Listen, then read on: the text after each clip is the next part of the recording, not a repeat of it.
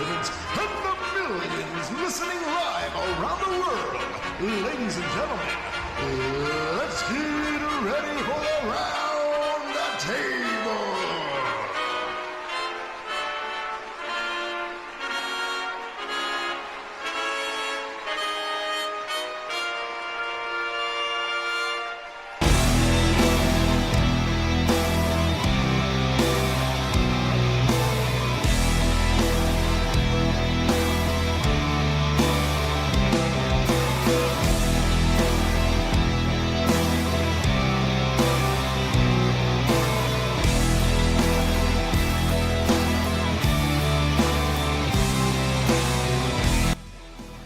Hey, what's up, everybody? Welcome to Roundtable Wrestling Live.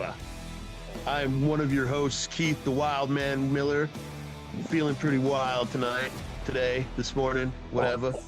Wild And, oh man, dude, no sleep. And joining me this morning, as always, Pablo Kino Aquino. Also off deprived amount of sleep, but Skibbity Wrestling. And David D'Lo Logan. Walker J from my homes. No dick. Oh, and about to enter the chat, Johnny Boston just came on. I don't know if his mic's working yet, but he'll be here in a second. Gentlemen, What's up, brother? You got here just in time. Bostonians in the building. So, without further ado, Yep, that's definitely true. Having made multiple appearances on different shows, shout out. But yeah, that's what the whole thing is about the this new contract situation. So, and she has what's up? She has a title match coming up this weekend. Well, today. And she's clearly getting a title shot with against Marina Shafir, and she pinned Bailey. I mean, Slamovich. Is that what's her? Oh, Masha Slamovich. My bad, dude. Sorry, man. Marina Shafir only holds a briefcase. Yeah, and she doesn't even hold that anymore because it got stolen by Cope. Oh, they got that bitch back though. Yeah, got stolen. Sorry, my bad. Masha Slamovich. Sorry, I'm here for it. I'm here for slamming. So yeah, Cora Jade was everywhere. Yeah, that's awesome too, man. That's the dream right there. Is to just show up Hardcore. sporadically. You know what I mean? Like I love stuff like that. I loved when Rick Rude showed up on all three shows over the course of a weekend back in the day. I thought that was brilliant. That was wicked. But that was unplanned. That was a bit different. No, the funny thing is that it showed on the same day because the tapings were different. So it was like day he was here and then he was on WCW and then he was on WWF. It wasn't Luger on Raw at the same time that he was on the debut show of Nitro too? Yeah. You might be right. Debuted the very first Nitro ever, and he was on Raw on the same night. Meanwhile, they're featuring him on the other show. Yeah, it's wild, dude. Until they decided to destroy the other. Yeah. Then they were like, you know what? We're gonna go live and we're gonna demolish y'all. Yeah. That's what we're doing on this podcast. We're going live and we're demolishing all the other podcasts. Yes, sir. Wow. The greatest. All right, so man, I feel like we should get into stuff a little bit here. That's what she said. All right. Yeah, she did. Yeah, first thing we're going to mention a very somebody. Every time I wear these glasses, I feel like Seth Rollins, even though I know my glasses are way cheaper than his. Anyway, go ahead. I'm sorry. Keith is the worst at this. I'm sorry. I'm so bad. We don't have enough time for topics. I don't have enough time for anti-segues, Keith. Hey, I've got a basketball game today. We like that. Speaking of basketball games, Bailey, Celebrity All-Star game this weekend. All right, anyway, go ahead. That's what last night though. You remember around the horn when they would just silence somebody? Yeah. Lose 30 points. We need a Tony Reality in the night. No, we don't need Tony Reality. I'm not paying him. And I said, hey, we ain't gonna pay him. In good spirits, I want to mention this, but ABC's Chris Bay who had a very scary injury where it was talked about that he would have been paralyzed, and he had been, unable to walk for a bit. He had just on X showed him stand up. So he's walking again, and he's on the road to recovery. We're not thinking anything crazy like being able to wrestle anytime soon. It's just in that case, when injury like that happens, you just worry about their future as a living, breathing human being. Absolutely. So Absolutely. That's the scariest thing that can happen in this business is any kind of accident like that. You know what I mean? And it unfortunately it does happen. But on the flip side, with the way wrestling has been lately and the way the fans have been lately, it comes back to the alley catch spot. How many people have been there for Chris Bay, and that's got to be the best part of it. Is TNA's doctors too? Shout out, to the ringside medical staff because they did everything they could, and from all reports that I've read, they basically are the major reason why he's able to stand up now.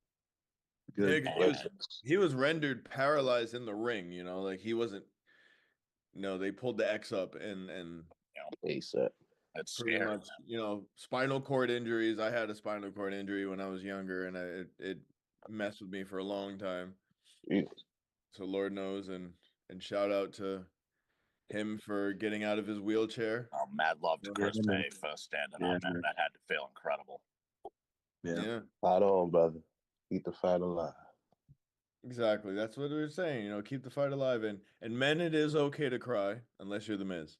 Right. Right. But here was another interesting on a heavier note, because if that was a lighter note. So Sexy Red, if anybody knows, Yes. it's a performer. I don't want to call her a rapper because then she'd be in my genre, and I don't like that. But she was apparently, and I don't know how much credence I put on this, but she was apparently offered a full-time position in WWE as a performer, in-ring performer. Or however, I don't know, but she had that. Obviously, she had that appearance, and then like she was hanging out with Shawn Michaels and teaching him how to do yoga. And then obviously coming out with that Bruno Mars song that I was introduced to on a second date, and that was horrible. But apparently she turned down that contract. She also had a quote saying, "Rapping and wrestling are pretty much the same thing." Oh yeah. Which in a way is true. Same with politics too, minus the physical. Minus the physical. Minus the physicality, Minus physicality. They're all parallel each other in some kind of promo. That's the thing, Keith. I'm gonna challenge you on that because I've done an hour-long show singing. Oh, there's some physicality in there. I gotta tell you, dude, if you're just standing there singing, that's exhausting. But if you're engaging with the crowd, if you're moving, you're interacting, if your cardio isn't top notch, that it'll show, and you'll put on a horrible performance. And it's I'm not gonna say it's nearly as physically demanding as wrestling because I've done both. You know what I mean? But I can honestly tell you that if you don't have really top-notch cardio, you're going to be standing still singing with your back to the audience because you're not going to be able to do much else. I mean, this is going to sound kind of silly perhaps, but I used to either ride my bike or go swing and sing to get myself ready for shows. Like I would. I used to. I got really big into karaoke because with boxing, I needed a lot of breath control. There you go. And I used to ride my bike and stuff like that, and I always realized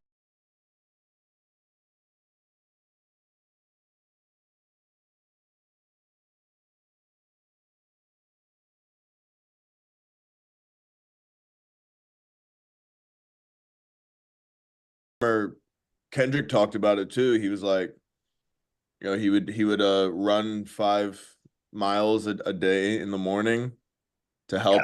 And as you see in the Super Bowl, you know, in the Super Bowl, he was not missing a lot of lines. Obviously, he didn't say one word, but certified lover boy. Yeah. Well, by the way, if anybody heard that, not to obfuscate more, but anybody heard that Party and Drake album that came out yesterday is, in the words of Ish, it is caca.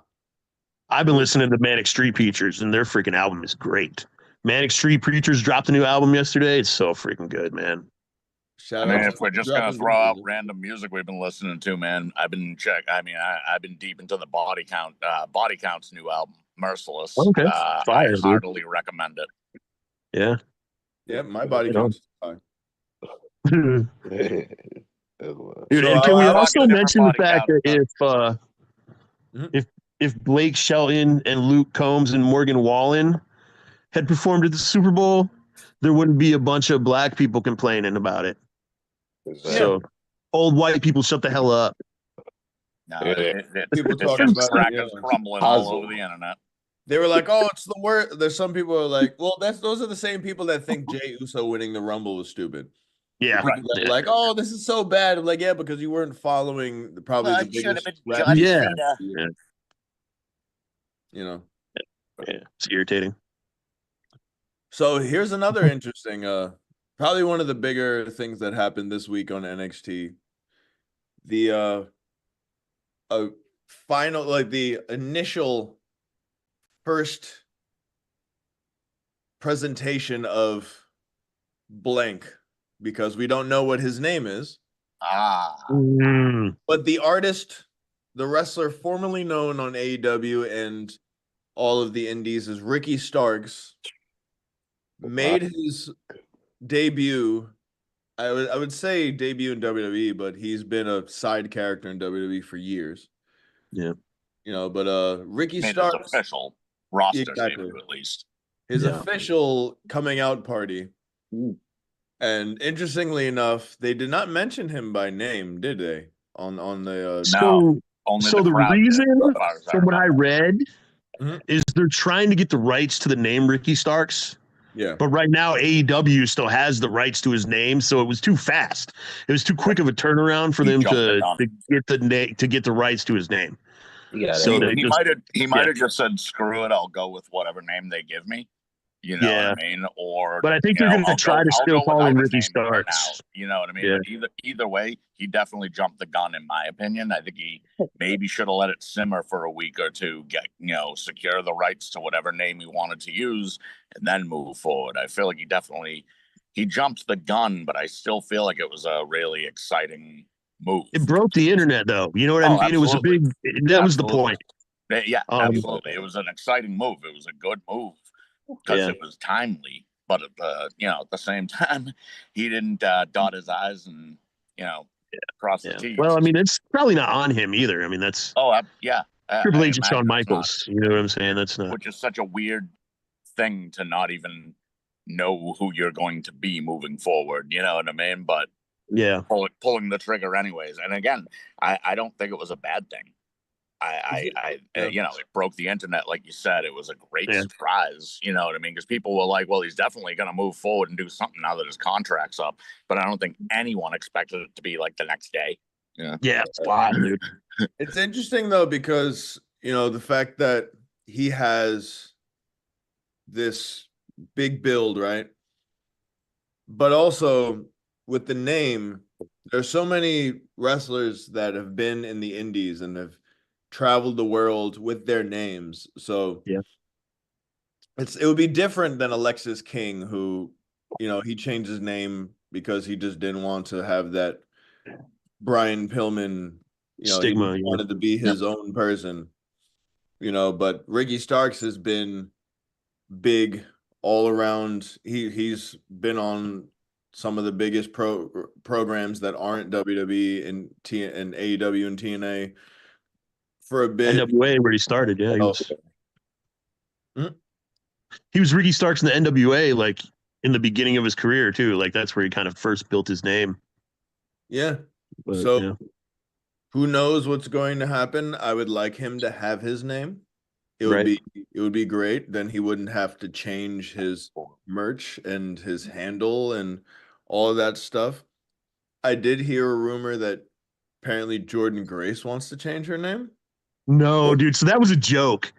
I was gonna get that in there, man. But WWE released a list of names that they have copywritten. Yeah. And Jordan Grace said, "I choose Trill Williams." Yeah. And Trill Williams is obviously going to be that football player because isn't that his freaking name? Yeah, his name is Trill Williams. Yeah. Yeah. But she was like, "I choose Trill Williams," so it was pretty funny, dude. That is good. Yeah, but there's no way she's not going to be Jordan Grace, dude. That's just silly to even think that, you know. She's established a solid name for herself over the last decade. And even in NXT, you know what I mean? She's already been, and she was in the Rumble as Jordan Grace. Like, it would be ridiculous if they were just like, but yeah. She posted a tweet that said, "I choose Trill Williams." It's pretty funny. Now, call her Mama Steiner. That's what I was going to say. There you go. Surprised if Big they Mama don't give Pump. her the Big Mama Pump nickname. Jordan Breaker. Well, her whole gimmick was the fact that she had the sirens in the beginning, like Scott Steiner and all that. Yeah. Well, because her, Petey Williams, and Scott Steiner. Remember her, Petey Williams, and Scott Steiner were a crew. I remember that. And they all dressed like Scott with the freaking chain. Yeah, they all had chainmail and everything. Yeah. Little Petey Pump, Big Mama Pump, and Big Papa Pump. Yeah. Pump is crazy. That's wild, right? Little Petey Pump. I think I gotta, kind of make a call here too. Is TNA started the whole thing where they would allow wrestlers to leave their company and keep their name and gimmick. Yeah. And I gotta say, I think a lot of other companies following suit is a brilliant and beautiful thing. So in Ricky Stark's case, or whatever his current name is, I hope AEW just follows the trend, lets him keep his name without any real hassles or issues or anything. You know, let's hope that is a thing that wrestlers get to keep doing moving forward, because I think it's a great thing. Yeah, well, WWE actually were the ones who started copywriting people's names. Oh yeah. You know, like back in the day in the 80s, people would come in to different companies and keep their names, you know, and then WWE started copywriting people's stuff and like Cody Rhodes, you know, famously couldn't be Cody Rhodes when he left. Well, it's like you had people like Too Cold Scorpio who would wrestle in ECW as Too Cold Scorpio, but at the same time they were wrestling in WWF as Flash Funk. Yeah, man. So, like, you know, and he wasn't the only one. Like Tracy Smothers is another, Al Snow, all sorts of people, and they couldn't use, you know what I mean, their WWF gimmick names in ECW and vice versa. So it's just a weird time. Except Brackus. Brackus could be Brackus everywhere. Oh. Fair. Oh my God. So no one cared about Brackus, was my point. Lame, but fair. Yeah, no one cared about Brackus. On Fox News. What's that? Brodus Clay being Tyrus. Yeah. Oh. Yeah, he can't be anything else. I like to mention there was some twin-on-twin violence going on X. Oh. That's my favorite kind. Hey now. Put that in your algorithm and smoke it. So Batten twins. Tonga twins, and I will try my best to not say as much. Yeah. The Tonga twins, Chaos and Kona, known as, you know, being a part of the bloodline. Right. Yeah. Shout out to Lance and Hawaii being officially signed by NXT as well. Hey. Oh yeah. Chaos and Kona, the Tonga twins, on social media saying, "Enough with the games. The world wants to know. Bella's, Garcia's, whatever you're called, Tonga twins." Oh. Yes, they are. They are the Garcia twins now. Yeah. They don't necessarily go by Bella, but Nikki Bella went to the, you know, as number 30 in the Royal Rumble as Nikki Bella because it wouldn't make sense for her to go. Right. Garcia. You know, the whole older crowd going, "Who the hell's Nikki Garcia?" Yeah. They'd be like, "Oh, it's the twin with the surgery." The twin with the surgery. That's really all I know. Tito Santana. Tito. Who is this? Is that John Laurinaitis' daughter? Hey now. Oh no! Even allowed to mention John Laurinaitis' name? I don't know. I mean, we didn't cancel him. Yeah. I canceled him as soon as I saw the People Power thing. Don't get me wrong. Yeah, no. Oh, I canceled that so raspy ass ugly. voice. What the hell? Oh, that was so bad. That was bad. Yeah. It's the reason why the dynamic dudes never cut promos. Him and freaking Shane Douglas both sound like they drink whiskey with glass in it every freaking day, and they were supposed to be these like teenage skateboarders. And then you mix it with the cigarette. Oh my god! They're like they started with the cigarette. Shane Douglas worked much better as the franchise as a solo act than he ever did in an early tag team. Because, like you said, he sounds like he drinks whiskey and gargles rocks. So, like, it's a, you know, when you're trying to cut a tough guy promo, but you're also trying to be the pretty guy.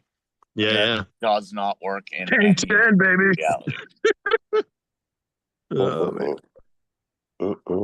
Do we really quick? Do we think that the Bellas or the Garcias are going to come out of semi pseudo retirement, fight the twins? I don't think they'll have anything to do with the Tonga twins unless they come to the WWE, to be honest. And I don't know if the Tonga twins are punching too high up on this one personally, because they're not just calling out, you know, well-respected people that are still actively in the business. You're calling out a you know, semi-retired, you know, mother and a semi-retired woman. Like, you know, like it's weird to me. Like, yeah, and Brie, I think is cool, just chilling on the farm. Call out a tag team that's active and young, and all this see where that gets you, as opposed to punching to the tippity top of the ladder, going after Hall of Famers. Whether they deserve it or not is another story, but you don't punch that high up when you're that unknown. I think it was probably just a reaction to, like, Nikki came back for the Rumble, and then she was saying that ideally her and Brie would get a run, right? But you know, and I think it's probably just a reaction to that. But but I mean, even that didn't sound like wholeheartedly like they were 100% like, yeah, we're coming back, we're getting one. Yeah, Brie's not. I mean, I'd be surprised if Brie came back, but there was nothing gung ho about it. So again, I think I think they're punching too high up on the list. Again, you don't come into the tournament and go. You don't go into. I mean, it's going to get them attention at the very least, you know. Shao Kahn. But isn't that the point, though, about doing promos and trying to get yourself over? Yeah, absolutely, that's fair. There's not, you know, that's absolutely fair. But when you consider that there's no guarantee the Bellas will ever step in a ring again together, you can't get the people's hopes up that high either. That would be like if I debuted and came out strong for the next year and then just came out and called out The Rock, no one would take me seriously at all. CM Punk is going to throw Hulk Hogan's old ass out of the ring at the Royal Rumble. At least that was funny. You know what I mean? Like, certain things, all publicity is good publicity when it comes to building your name, and I feel like that's what this was. Absolutely. Yeah. I don't think anybody in the world would have thought. And it's not like they were disrespectful. It's not like they were out of line. You know what I mean? I think it was a well-delivered challenge. D'Lo, because these old farts keep dominating, can you speak about how do you feel about this twin-on-twin action before Johnny too old. Johnny pollutes the world with his Bostonian accent? Get out of here. I heard enough of you last episode. Say again. They need to get out of here. Son, I need to get out of here. So get out of here. These I don't know. I don't want to see the Garcias against the Tongas. Yeah. And the other thing is too, I think the Tongas would smoke the Garcias in the ring. You know, I don't think the Garcias have the Bellas aren't anything to gain. Yeah, I don't think they have anything to gain from getting in there with two athletic kids who have been wrestling. And that's kind of my point. Weekly. Put them up against two young up and comers and let them prove themselves there and keep climbing the ladder. You know, like don't just because if WWE puts them against the Bella Twins are going to bust out all 3 of their individual moves, and then they're gonna win. All right. Yeah. So don't give it to them on WWE's terms. You know what I mean? Let those kids keep earning their stripes because they're gonna. They can go work for WoW. They can do a one shot in WoW and lose. Let them keep earning their stripes for a while because they're going to. Like there's no way around it. Give them another year or two, and then see who they call out and who answers. And with the tutelage of Rikishi and being able to, have that moniker of being part of one of, if not the greatest wrestling family. Yeah. I mean, Rikishi is a genius, except he needs to stay off social media because he thinks all of it's real. But Rikishi is, as far as wrestling goes, an absolute genius. And to sit under that learning tree your whole life, those kids are going far. It'll be interesting to see what direction his third son, his youngest son, is going to go, because just yesterday on SmackDown, no break. Looks like he's handing the reins off to the real leader, being Jacob. Mm-hmm. I'm very happy about that. We did mention about reluctant WWE Hall of Famers, right? And I only say this because I've never seen a single match that Michelle McCool actually wrestled in. I grew you up. You never got to experience the face breaker? Not enough. No, I will say that I did not watch wrestling during that time. I had the video game where she was in it once. Nice. Otherwise, I am very not that I'm not enough for me. Like, I don't understand like where she comes from and what she's done, because I'm in with wrestling. I can basically they used to do Diva Search, right? Mm-hmm. And one person would win, but pretty much everybody who was in the Diva Searches would get a contract. Yep. Like, and she was just one of the girls who was in the Diva Search. And she was okay. It was during that era where you didn't really have to wrestle, but because she's like a devout Christian, she didn't do any of the gross stuff that the other girls did. So she really did try to put herself over as a wrestler. Right. She literally didn't come out and portray herself as just eye candy. Yeah. She portrayed herself as talented and athletic, and she was definitely talented and athletic. Although I will say there is a reason her career was fairly short. Very short, yeah. Compared to a lot of other Hall of Famers. And there's definitely a slight touch of nepotism with her being a Hall of Famer, in my opinion. And, it's unfortunate, because I honestly think if she wasn't The Undertaker's wife, I don't think she'd be getting a snowball shot in hell at being a Hall of Famer. Yeah, well, just looking at the pedigree, looking at the the highlights and the accolades, it doesn't really scream. It's like Bill Mazeroski in a way. No, and I think of revolutionary female wrestlers. I think of Lita. I think of Chyna. I think of Luna Vachon. You know what I mean? Or even Bull Nakano. You want to go way back? Jumping Bomb Angels. Bull Nakano used to scare me when I was a kid. That's, in my opinion, the mark of a great wrestler right there. She didn't say a word I understood. All I knew is she was going to eat me. You know what I mean? So, that was terrifying. But, I don't think of Michelle McCool. I don't think of Kelly Kelly. I don't think of a lot of female. I don't think of the Garcias. That's for sure. Right.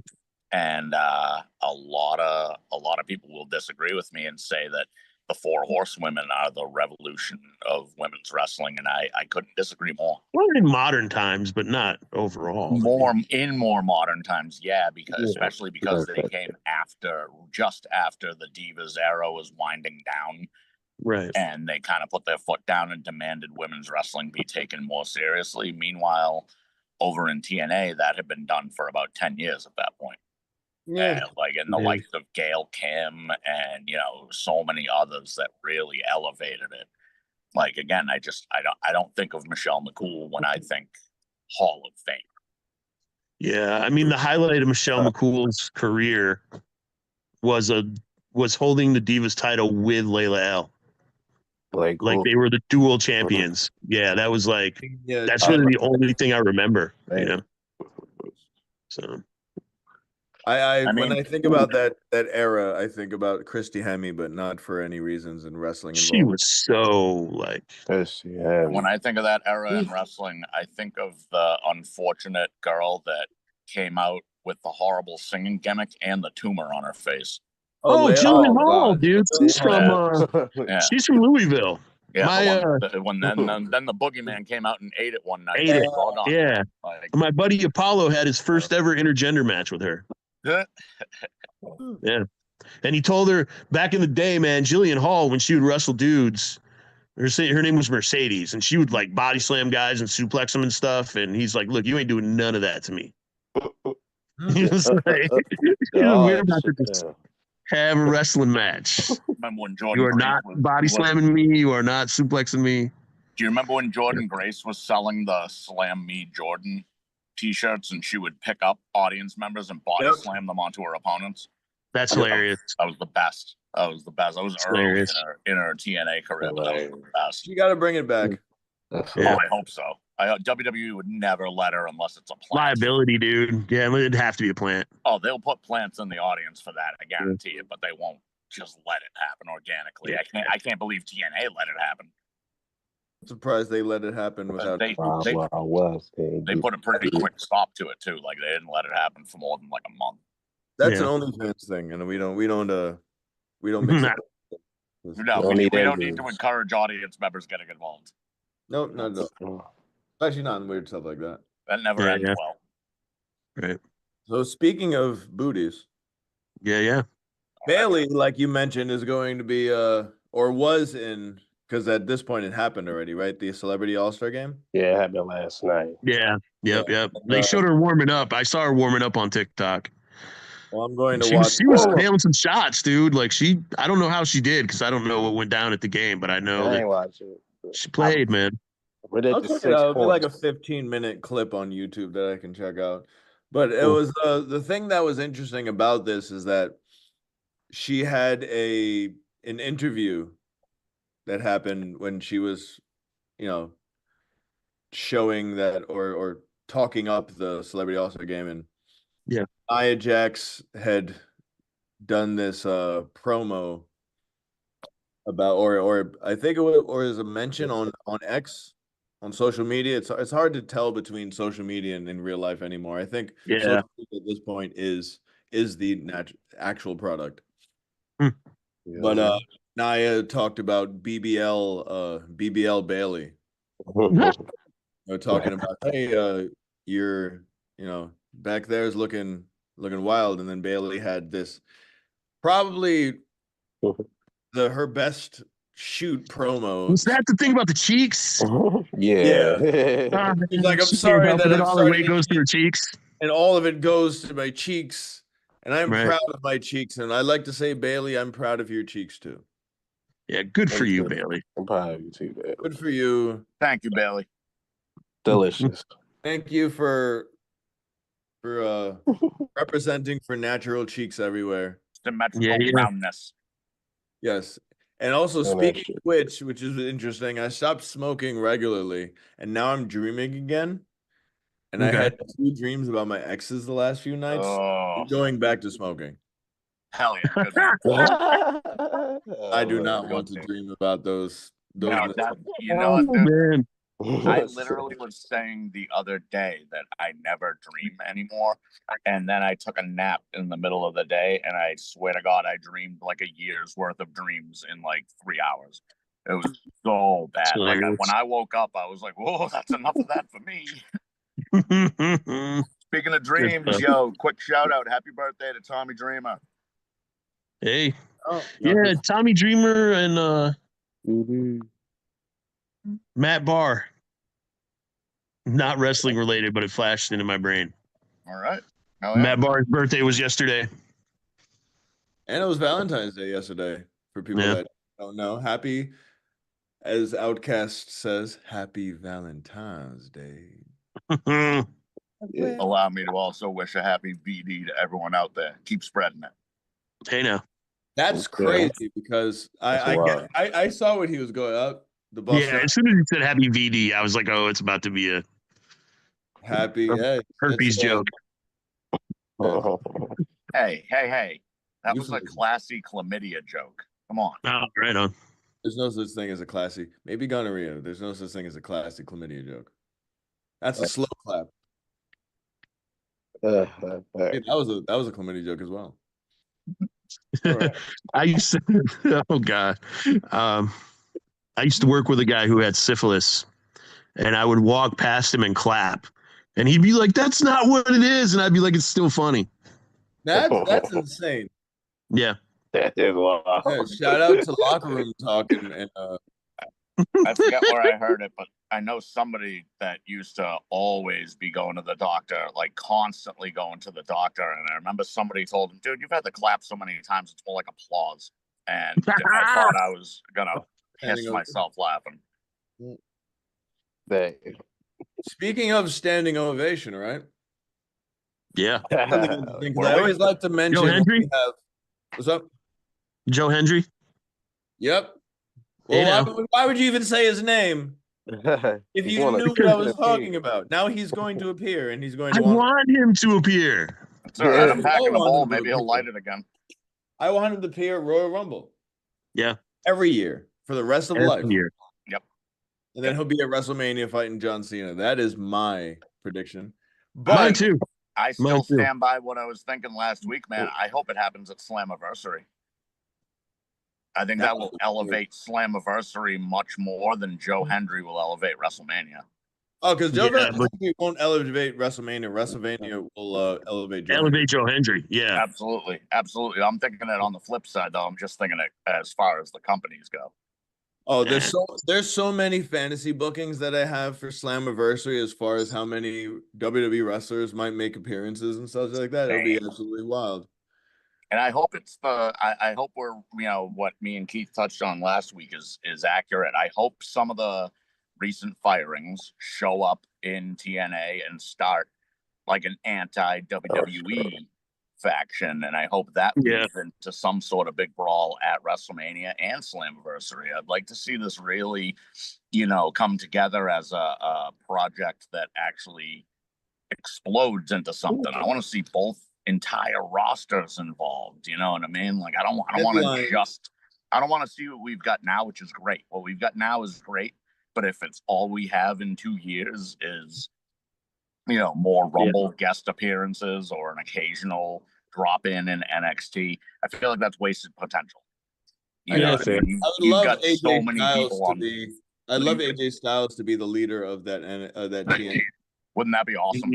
Yeah. Wouldn't it be even better if he led it from inside WWE? Well, that would be like the be in the sleeper cell, and that would be a really cool angle to where he's like, "Oh, I've been moving things in the background, and like I've been getting people on my side, and like Gallows and Anderson go over there, and like they make like the old aces and eights again almost." That would be really cool. And I mean, I know they couldn't do it fully. Bully and Devon are both under Legends contracts, so they couldn't. Maybe they'll put the Hardys.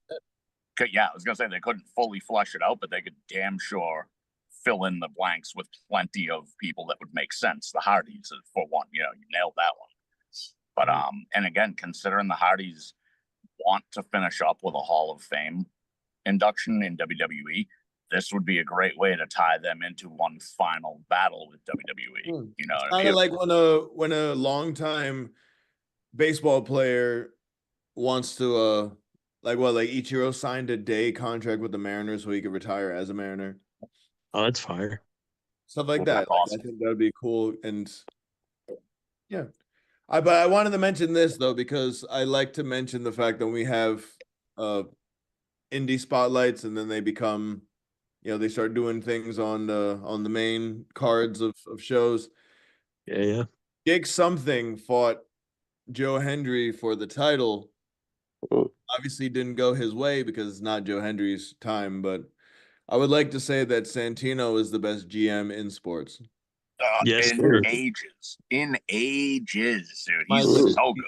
He pushes the needle so much. He's hilarious. Him speed power walking to the ring yesterday, and then taking or 2 days ago, and then taking a great super kick. Selling the heck out of a super kick from Nick Nemeth, which is looking like Nick and Ryan Nemeth are going to be beefing with Joe Hendry. Interesting to see where that goes. Maybe they'll involve Jake something because Hammerstone is hurt. Isn't Ryan and Nick are sort of beefing too, though, right? Because Ryan's ego is sort of on the large side. They have a beefing issue because Ryan was trying to say, "I'm your brother, you know. Why would you believe JBL over me?" And there's, this tension between which I have a feeling at some point is going to come to a head where Nick and Ryan Nemeth are going to face each other. Right. See, that's what I want to see, but I feel like this is going to be a swerve. I feel like, Joe Hendry's going to convince Ryan Nemeth to leave his brother, and then right when Joe Hendry needs him, Ryan Nemeth is going to kick him in the back of the head. Oh, man. Know what I'm saying? Like, I feel like it's a setup for JBL's crew to be even stronger and just to screw over Joe Hendry. What I do also see, and I've been seeing the inner workings of it, and like things here and there that are kind of alarming. Joe Hendry is going to have a massive heel run. Nah. As babyface as he seems, right? I like it. I already like it. I see aspects of heel so much, right, where he can do like the New Day, where the New Day was like overly this so much that you were just like sick of them, but then they were over because they were really good at being disliked. They just embraced it. They embraced everything that came their way. The way he insults people in his intros is already brilliant heel work. But the crowd's behind him, so it's not heel work. But BS, that's brilliant heel work. Like, he literally wrote that wrote an amazing song about how the world sucks, but everything's okay as long as Joe Hendry has the belt. Yeah, that happened. That's pretty heelish, right? I think it was 2 weeks ago. Yeah, that was his championship concert thing. So yeah, that was that's what made me feel like that he is planting the seeds a little bit. Because think about it. Think about how many singing gimmicks. Elias, The Rock. Yeah. Like they were all very good at doing heel promos with that singing gimmick. Mountain Rock deserved better. Hey now. Did he? No. The only thing I remember about Mountain Rock is Vince McMahon going, Shawn Michaels, what would you call that outfit? And Shawn saying, McMahon, that's what we'd call a Technicolor yawn. Yeah. That's all I remember about Mountain Rock. Wow. I mean, obviously I know Max Payne, but like that is bowling shoe ugly right there. Yeah. That's what I was like, this is the worst commentary I've ever heard in my freaking life. Like that, One thing I want to mention about the person that's on D'Lo's screen. Yeah, Jade. Yeah, a little bit of love, Jade. With Jade Cargill.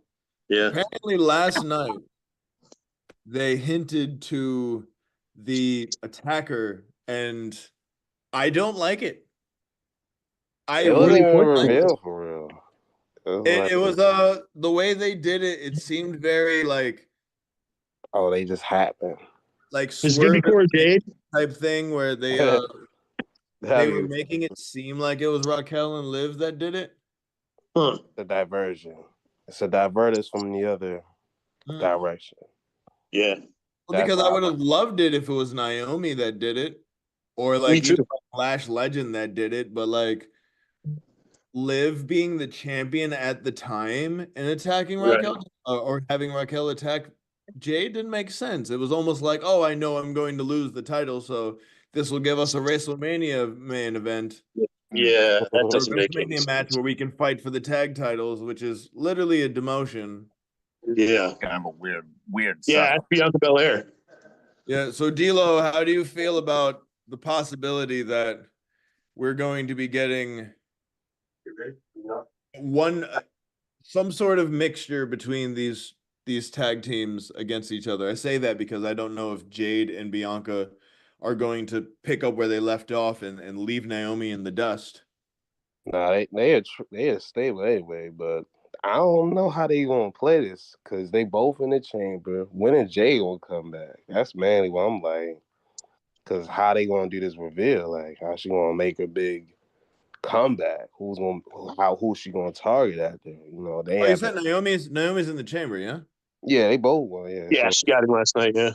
Part of me is thinking that whole Jordan Grace angle in the Royal Rumble is showing that there's a bit of a dissension. Maybe Bianca will be like, you know what? I'm getting my tag partner back, even though she's a worse version of you, but taller. Yeah. Maybe they'll just GTV it. Because at this point, I feel like it's gone too damn long anyway. Right. I wouldn't trade the S tier cakes for A+ tier cakes, but that's definitely A+. Yeah. Definitely A tier. I like to see that they're actually like thinking outside the box. It just seems weird considering that why would the WWE Women's Champion go after a tag champion if they doesn't make any sense? Yeah, exactly. I'm done. What also, speaking of things that don't make sense, and this is quasi wrestling related, Seth Rollins, who is the biggest Bears fan, who's probably punching air every day because of the 11-game losing streak that they had. And he started with a W.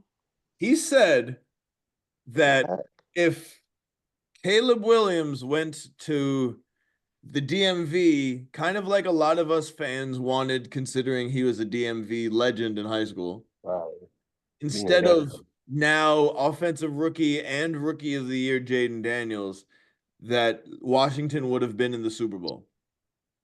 I will like to say, as a Washington Redskins fan, Commanders and football team, whatever they want to call themselves, I think he is as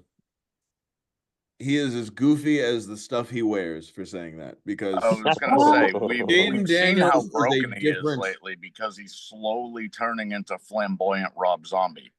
And I didn't put two and two together before, but you might have just figured out the root cause of why he's turning into flamboyant Rob Zombie, because he's probably losing his mind. The Bears fan. It makes sense now. Everything adds up. The White Sox fan too? Like what? He a White Sox fan? Oh, I was about to say, I don't know what his allegiance is to. I don't even know if Colby Lopez watches freaking baseball. But yeah, to say that a generational talent like Jaden Daniels would have fared worse than Caleb Williams, considering what we've seen, is silly. This guy, Jaden Daniels, wakes up at like 5 a.m. to do VR on the highest level. Guy is literally, he took a team that was 70% new and took them to the NFC Championship game. Let's be honest, people. Shout out to Jaden Daniels and Caleb Williams. Scary tag. They are good future, and they're going to be rivals for a long time. But I think there's a difference. That's a new rivalry. The Redskins and the Bears. That's a new rivalry building up. I see that. Oh no, yeah. After we got shellacked 2 years ago, and then we had a close game 3 years ago, and then obviously the Hail Mary last year, it's going to be. And y'all got new 2 QBs. Oh yeah, they on the draft. Oh yeah, that's a rivalry. That's going. What I'd like to know is about rivalries, right? Since we're talking about big rivalries. Drew McIntyre, who is part of the rivalry of the year and match of the year because of that rivalry. Do we think, and I'll start with D'Lo because you're on the top of my screen, do we think that the WrestleMania decisions for him changed because of the fan outrage? No, I knew that it was not. No, I don't. Because I thought he would have. I thought he would have won last night. But as far as like the direction they're going, because of what he said about Logan Paul and or LA Knight, and being pissed and like wanting the Damian Priest angle to go over well, and it being thrown under the bus, and pretty much now both of them are in the chamber, which could spark Damian versus Drew anyway. But it's on the same brand, so you could see two big names they going at it. So that's one of those little showcase ones if they're gonna do that. But then now what I want to ask is that, is this what Drew truly deserves after having probably his best heel run of his life? No, because he got bigger fish to fry. That's what I'm saying. Like, respect to Damian Priest, but like, if Drew's not fighting for a title right now, they're wasting it. Yes and no. Yeah. It might be Drew's idea to keep getting screwed out of titles over and over and over, because that is phenomenal fuel for a heel to keep coming out and being he's a crybaby, as they say. Yeah. Right. And again, the more they paint him out like that and the more he keeps losing, the angrier he's going to get. So I don't necessarily see him losing a lot as a bad thing. And I almost imagined the WrestleMania match with him and Priest was going to end up with somebody screwing him over without Priest even knowing. Like, I feel like Punk will hide under the ring or just come out, and abjectively sock him in the face with a brick or something. You know what I mean? Like, just to throw him under the bus, just for no other reason than to add insult to injury. So petty, yeah. I think they should just keep going with what they were going with, man.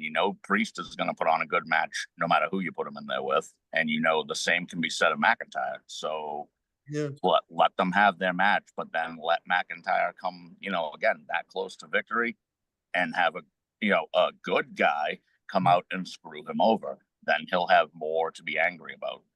And this is the interesting thing, right? It's because if he's mad about them wanting to set up a thing with Damian Priest, why not just harken back to the fact that Priest is the one that cashed in on McIntyre last year anyway? Yep. Yeah. And I think why have they not made that connection? Part of why he's losing so much focus on the main prize, because he's got all these distractions. He's got Priest, he's got Punk, he's got everything else in the way, and all he wants is that shiny gold belt. Which this is the thing really, if they ever flip him to a babyface, this is going to make a great sympathetic story. Looking back at it through that lens. But it's weird that they're building him up almost like a sympathetic heel. Mm-hmm. But here's the weird thing about me, right? Is that it's the same gimmick with every top guy now. Like last year, Roman chose to hit Seth Rollins with the chair and risked his and end up losing his title because of it. Yep. Because he's a petty guy who wants revenge. And then you have CM Punk, petty guy who wants revenge. Drew McIntyre, petty guy who wants revenge. Damian Priest, brilliant. Finn Balor keeps fighting him. Finn Balor keeps being this petty guy that's fighting them. So it's like, yeah, let's see. I'm more jealous. It's better than it was 10 years ago when it was literally, I don't like you, I want that gold thing.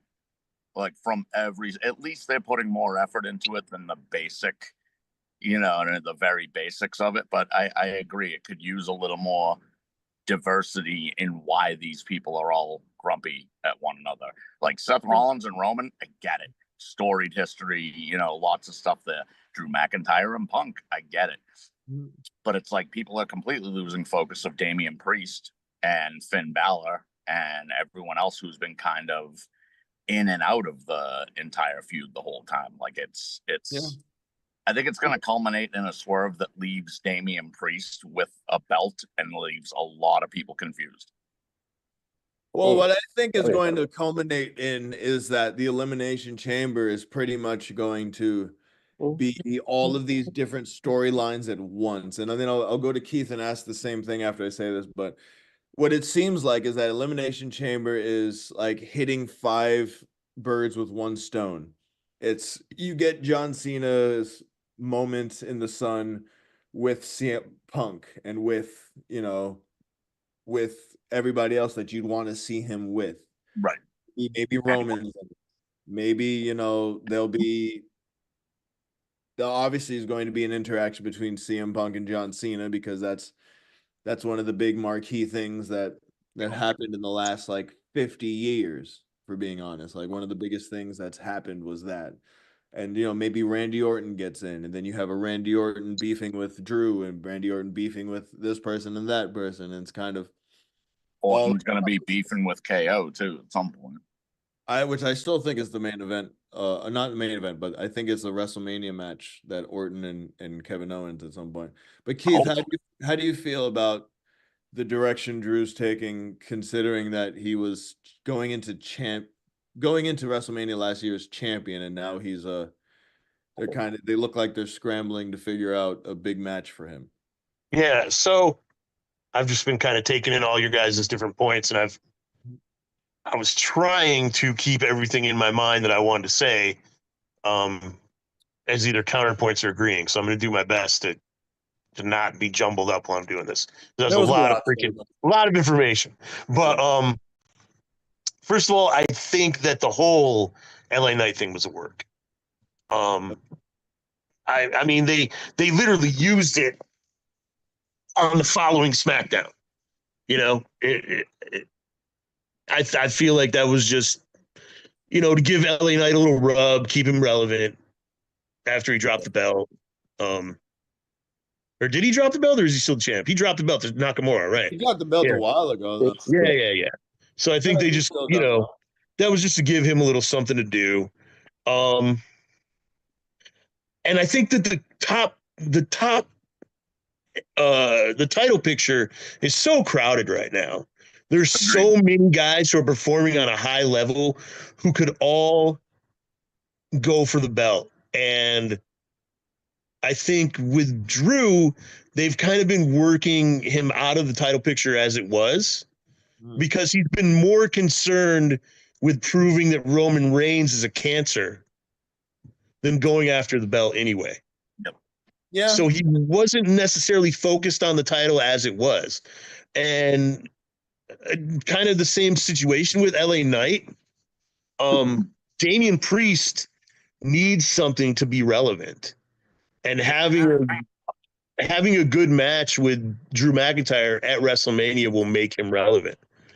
So, I mean, because he's kind of been in a freaking no man's land too, just with this thing with Finn Balor that's not really going anywhere. Like, how many times are those guys going to fight each other for, I think JD McDonough's injury kind of threw a monkey wrench into a lot of the Judgment Day plans. I feel like as soon as he got hurt, they started spinning their wheels because they didn't know what to do. Because Dom was clearly going to leave, and there was a lot of stuff that was going to happen. I feel like, but yeah, I mean, I don't think it's a bad move. I think that Drew and Priest will have a good match. I think it'll, over on 2 nights of wrestling, who knows where it'll fit in as far as best match of the night type of thing. But I think it'll be really good. I think they're not going to disappoint, and Drew wasn't really in the title picture anyway. Here's my issue with this, right? There's 2 congruent issues.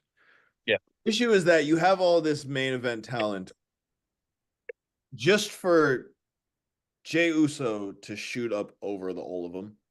Yeah. And I understand giving the rub to the person who's literally been carrying the both brands on his back. I understand that. And giving him the rub, and then, you obviously want to see that Cody Jay, or that Sammy Jay embrace at WrestleMania. It'll be like a good feel good coming together. But the weird thing is that, when the heck are we going to have the Drew Roman? Right. When are we going to have the CM Punk? Right. When are we going to have all these matches that we're supposed to have, that all of these are leading to? The Seth Roman. Every single one of these. Yeah, that's the big one. When's that? That's the real. They need to run it back. That's what I'm saying. They need to run it back. And we have no idea what Roman is going to do for the Elimination Chamber or for the WrestleMania at this point. Yeah, it'd be more likely to happen if Roman actually showed up on some weekly shows. It would be a little bit of a cheap For sure. To have like a fatal 4-way with Roman, Seth, Drew, and CM Punk. It'd be like a cheap way of doing it, and they're already doing that cheap thing with putting John Cena automatically in the elimination chamber, so he gets all of his feuds. And I hope they're smart about it, and I hope we actually get some really good matches on Raw and SmackDown out of this, because that used to be the way they would build up to WrestleMania, was they would shock you with a title change 2 weeks before, or a faction change a week before, or something like that. Like they would really ramp it up. Yeah. You know, and again, I know you're sick of hearing about it, but in ECW, you know, any match, any one-on-one match could impromptu become a 3-way or a 4-way dance. And I'm telling you, that's one of the things I hated about ECW. That was one of my absolute favorite things about ECW, because only because it was always elimination style. It wasn't just one pinfall takes it. I hate that kind of 4-way or 3-way match. You give me an elimination style, I'm all right with it. So, like, I kind of hope we get an unannounced 3 or 4-way dance at WrestleMania. I would love to see I hope Cena comes out and then gets challenged by like 3 top competitors and just says, "All right, cool, ring the bell." I hope Cena wrestles Joe Hendry. It's really all I want. That's what I want. 5th challenger. I don't care. Like they're talking about. So I've heard some rumors about John Cena facing Logan Paul.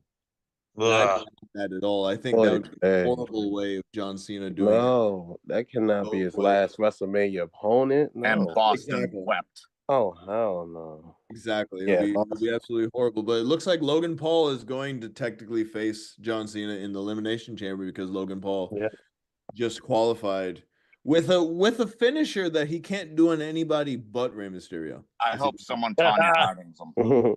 Freaking Shane Mercer's finisher, which is hilarious. The only reason why I look familiar. Logan Paul's in that match is to do something off the cage or something off the pod. Yeah, it was wild, by the way, that they shouted out Shane Mercer. You know, like for Michael Cole to call that the moonsault and battery, I was like, whoa, that's not cool. But then he was like Shades of the Iron Demon. I was like, okay, that's pretty cool. I mean, I guess if they're going to steal his crap, they might as well give him credit for it. But wow, that was wild. Logan Paul stealing another move set. Yeah. Not surprised. Yeah, no, I hope storyline wise, I hope someone just comes in and Tanya Hardings him and takes him out of his spot. I don't wish ill on any athlete or performer in real life. I mean, but he comes close. I just hope, you know, storyline wise, I hope, you know, what happened at the Rumble that ended up putting IShowSpeed in, I hope that happens to Logan Paul as he's walking out. Like a random crew member, just like a random cameraman, like that he disrespected a month ago, just comes out and bricks him in the head with a camera. And then, you know, he gets replaced with somebody good. Imagine they made the right decision. Yeah, that would be really sweet. But you know he's going to be in the match. You know he's, like Keith said, he's going to do something dopey off of the cage. And that wasn't me. That was Pablo. But sorry. I literally was looking out the window the whole time. It could have been any of his. I'm just so out of it at this point. But yeah, the apologies, Pablo. Apologies, Keith. Hey, no worries. Yeah, no, I hope somehow he gets written out of the story, and I already know it's not going to happen because of the sponsorship and everything. So, yeah, he's too big. It's prime things sell too much. So what I would like to mention, and then we can talk about the 2 pay-per-views that are coming up, or one. Well, one's not a pay-per-view anymore. Yeah, one's just being a regular Collision. Yeah. There's Keith. There's Keith being on top of his game, man. Got you, man. Exactly what I was gonna say before I said it. I got you. But it was one thing I wanted to talk about is because it was alarming that we have a few very, very good, I'd say, generational heels as far as Drew and Kevin Owens. Sure. You know, like, and I wanted to mention it 2 weeks ago but I wasn't on because I pulled a triple like I did yesterday, and I'm going to do today. But doubles. Yeah. But Kevin Owens, his heel work is absurd. Yeah. The fact that he faced Jimmy and had a Naomi Feel the Glow shirt on. You know, yeah. Shout outs to Rick Rude wearing the face of Jake Roberts' wife. Yeah, exactly on his ring gear with her mouth on the like in the crotch. Yeah. And Drew obviously being very prominent on social media and memes and making him into what is now, he is must see TV as far as being, and then he was out there with Cody and doing his promo about, God forbid if I win, might go after you, but you're friends with Roman, so I hate you. That was such a weird It really was reason to turn heel, but at the same time, Kevin Owens just kills everything he does in such a brilliant way. Like he's in my top tier, list of modern day performers, and it's funny how few people agree with me. Well, I will say that as a heel, he is definitely tops. But that's what I wanted to get to. Yeah. Who would you say, as far as gimmicks currently, or just, the way they are naturally, or just what they've been doing on social media or in the wrestling sphere, who do you think is the strongest heel? Who's been doing the best heel work this year? It could even be a baby face, even like as far as like being disrespectful, like CM Punk or Joe Hendry, like the fact that they can be faces and still like put on heel master classes in some ways. But who do you feel? I'll go to Keith because you're on top of the Zoom right now. So that's tough, man. I mean, wow. So you want to say Tom and Nick, but his heel work is more storyline. It's the story that they put him in. It's not really anything that he's done. Tom and Nick? Yeah, Dominic. I'm dirty. Yeah. You're saying R-Truth. R-Truth calls him Tom and Nick. Yeah, so yeah. Sorry, everybody, for he's making a reference from 5 months ago. Hey, dude, whatever, man. I still call Kurt Angel Kirk Angle. Or Kurt. I still call Kurt Angle Kirk Angel. So he'll always be Kirk Angel to me. Anyway, still real to me. Yeah, I mean, maybe Fatal Influence. You knocked my phone over with that one down. I mean, those girls, like random rub. I mean, because I'm trying to think, like, who else's heel work they don't do anything babyface. You know what I mean? Every single thing that they do, even when they're communicating with each other, they're kind of nasty to each other. You know what I mean? They're just dirty freaking heels. They cheat all the time. I don't think I've ever seen them win a match without cheating. It doesn't matter who they're working against, That's why and they're never worked. What's that? That's why me and JC Jane never worked. I know. She's always cheating. But yeah, I mean, I really like I like Fatal Influence. I like like I said, the way they're always cheating, and they're so good in the ring too. So that helps, like they can that they could win without it if they really wanted to. And with there being so many people like Obafemi and Tony D'Angelo and people like that, kind of tweeners down in NXT, to see them just embrace being dirty, slimy heels is cool. D'Lo, how do you feel about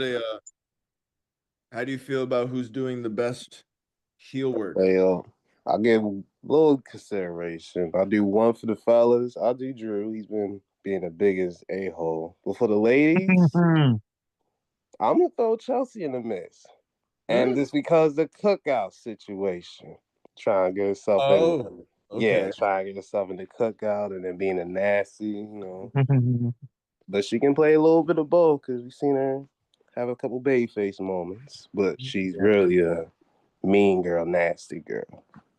I'll throw her in the mix. Nasty girl.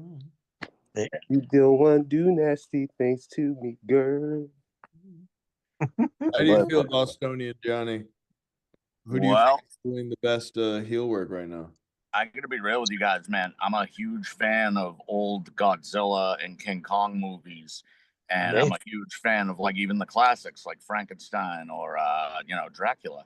And I am firmly a believer that you gotta let Frankenstein's monster kick down a few friggin' buildings before you send the villagers with pitchforks and torches at him.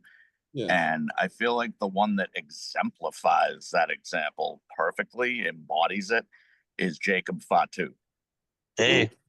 Indestructible, angry, beyond vicious and loyal. He's an intelligent monster. He's not just all of the above, indestructible, scary, and intimidating. He's loyal and he's intelligent, and that's terrifying. And he's also he's a heel on such a deeper level, and I know he's beloved by a sect of the audience, a good amount of the audience. I know he is. But I think he's just that heel from the ground up. It's rooted in him, and again, he's talented as hell, so he does it really well.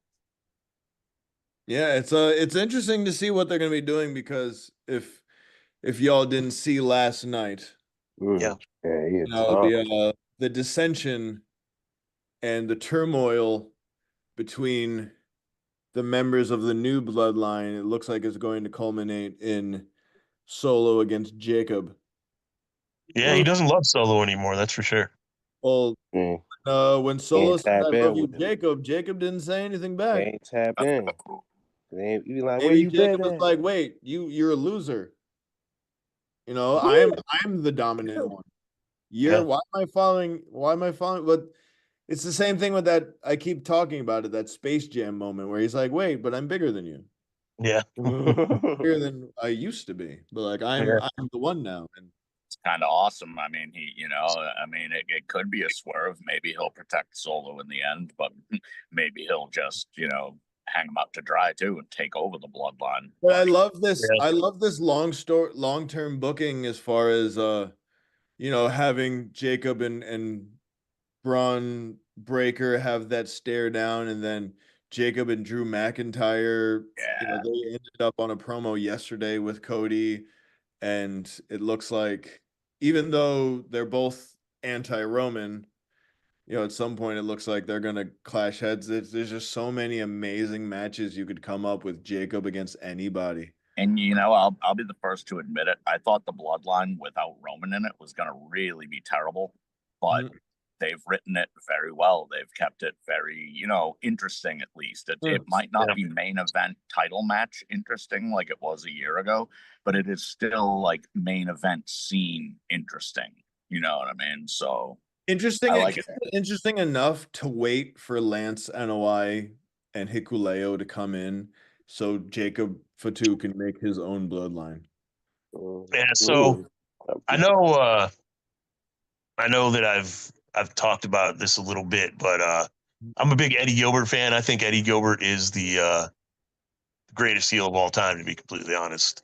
But there was a thing that he did in Mid-South, the old UWF days, where he had the TV title.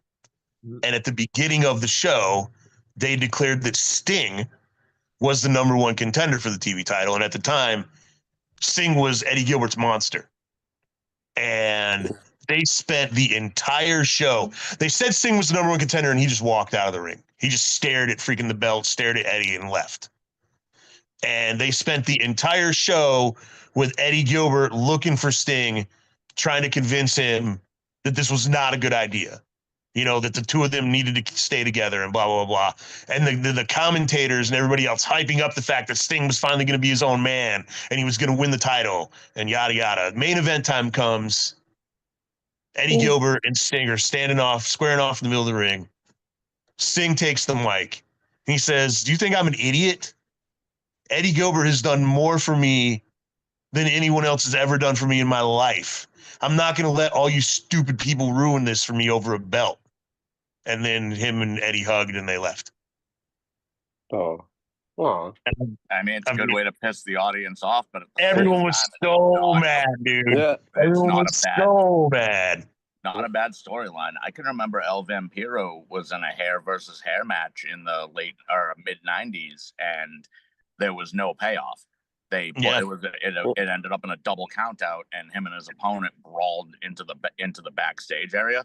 It took maybe a minute for that crowd to riot, to kick over the guardrails, and just riots in Puerto Rico were Mexico were pretty common. Yeah, they destroyed the ring. They destroyed the whole setup there that night. I remember it was ridiculous. But my thing is, the Solo and Jacob Fatu thing could end up like Eddie Gilbert and Sting. And what they did was they stretched it. You know what I mean? They stretched it. Sting did turn on Eddie eventually, but later on. But it took longer.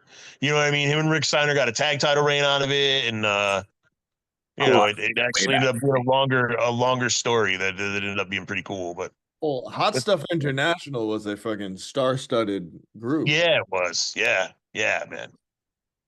Yeah, Eddie Gilbert was always surrounded by young talent that was gonna go somewhere. You know, like that's because he had such a good brain for the business. Yeah, to help people. Yeah. He had that weird crystal ball where he could just look at you and go, "Yup." Yeah.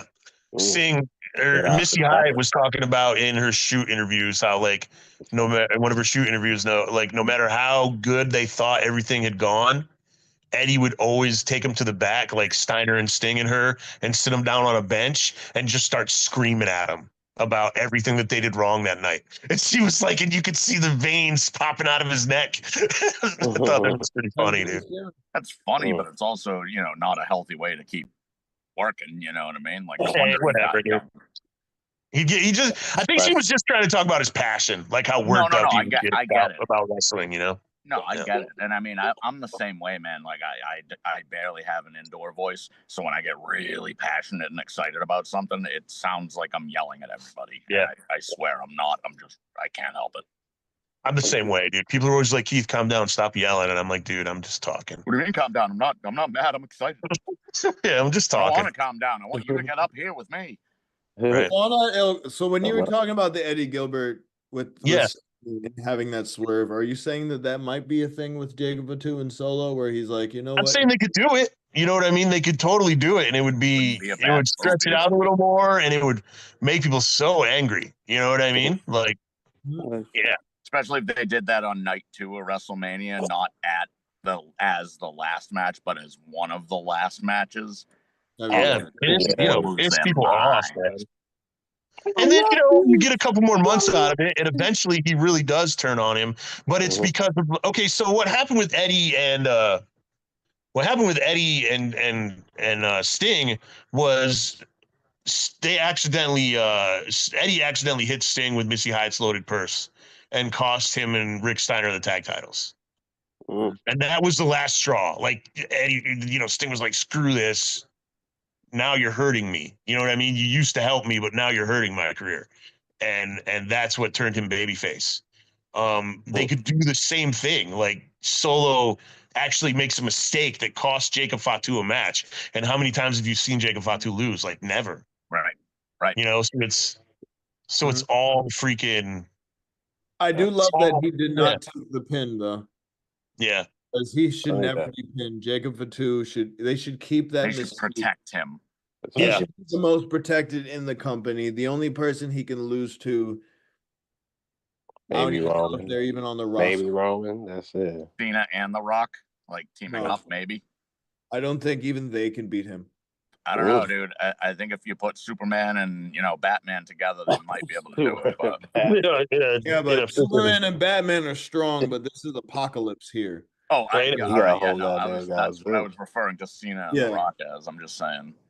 Literally, Godzilla werewolf with that motherfucker. You gonna need to call the tanks.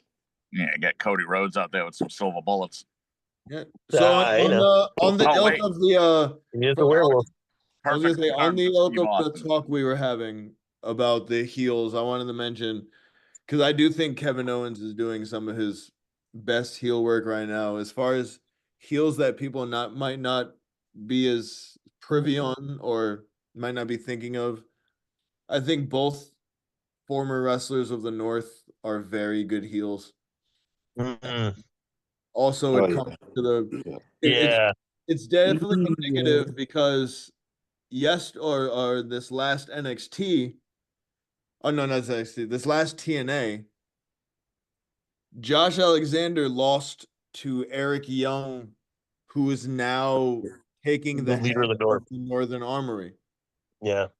So, which shows that Josh Alexander is in fact on his way out, like Jordan Grace is, and that WWE contract is looking more and more like a foregone. I think he's gonna go to AEW, man. Oh, that would be such a horrible idea. Yeah, But the thing is, he would do so good under Triple H. He would do so well under a Triple H regime. But if you look at it, he hired Barry Bloom as his agent to negotiate his contract. Barry Bloom recently represented Jon Moxley, Will Ospreay, Chris Jericho, a ton of people who ended up signing with AEW. Because what Barry Bloom does is he tries to get you the most money. He's not concerned about who's going to treat you the best. You know what I mean? Where you're going to get the best storyline. Right. And Tony Khan would probably throw way more money at Josh Alexander than the WWE would. Because I don't know if he seems like a sleeper as far as well, that's why I think Tony Khan would give him more money. I feel like Tony Khan could be talked into like, this guy is a star, give him $1 million. Whereas like Triple H would be like, part of me thinks he would be like, I don't see it. Yeah, maybe. I would hope that they would not see that he would see a diamond and think it's a shiny pebble. That would be awesome. Because Josh Alexander, obviously he has so many like good possible opponents in WWE.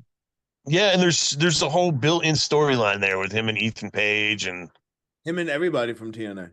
Yeah, I mean, I would love to see him go to TNA. It's just as soon as he said he'd hired Barry Bloom, and then I looked into this guy's history, everybody who he's represented, like he clearly has some sort of a relationship with AEW, and I don't know. I mean, we'll see. Wherever he goes, I hope Josh Alexander gets a ton of money. Man, that dude is brilliant in the ring. And he's amazing. And pushing 40.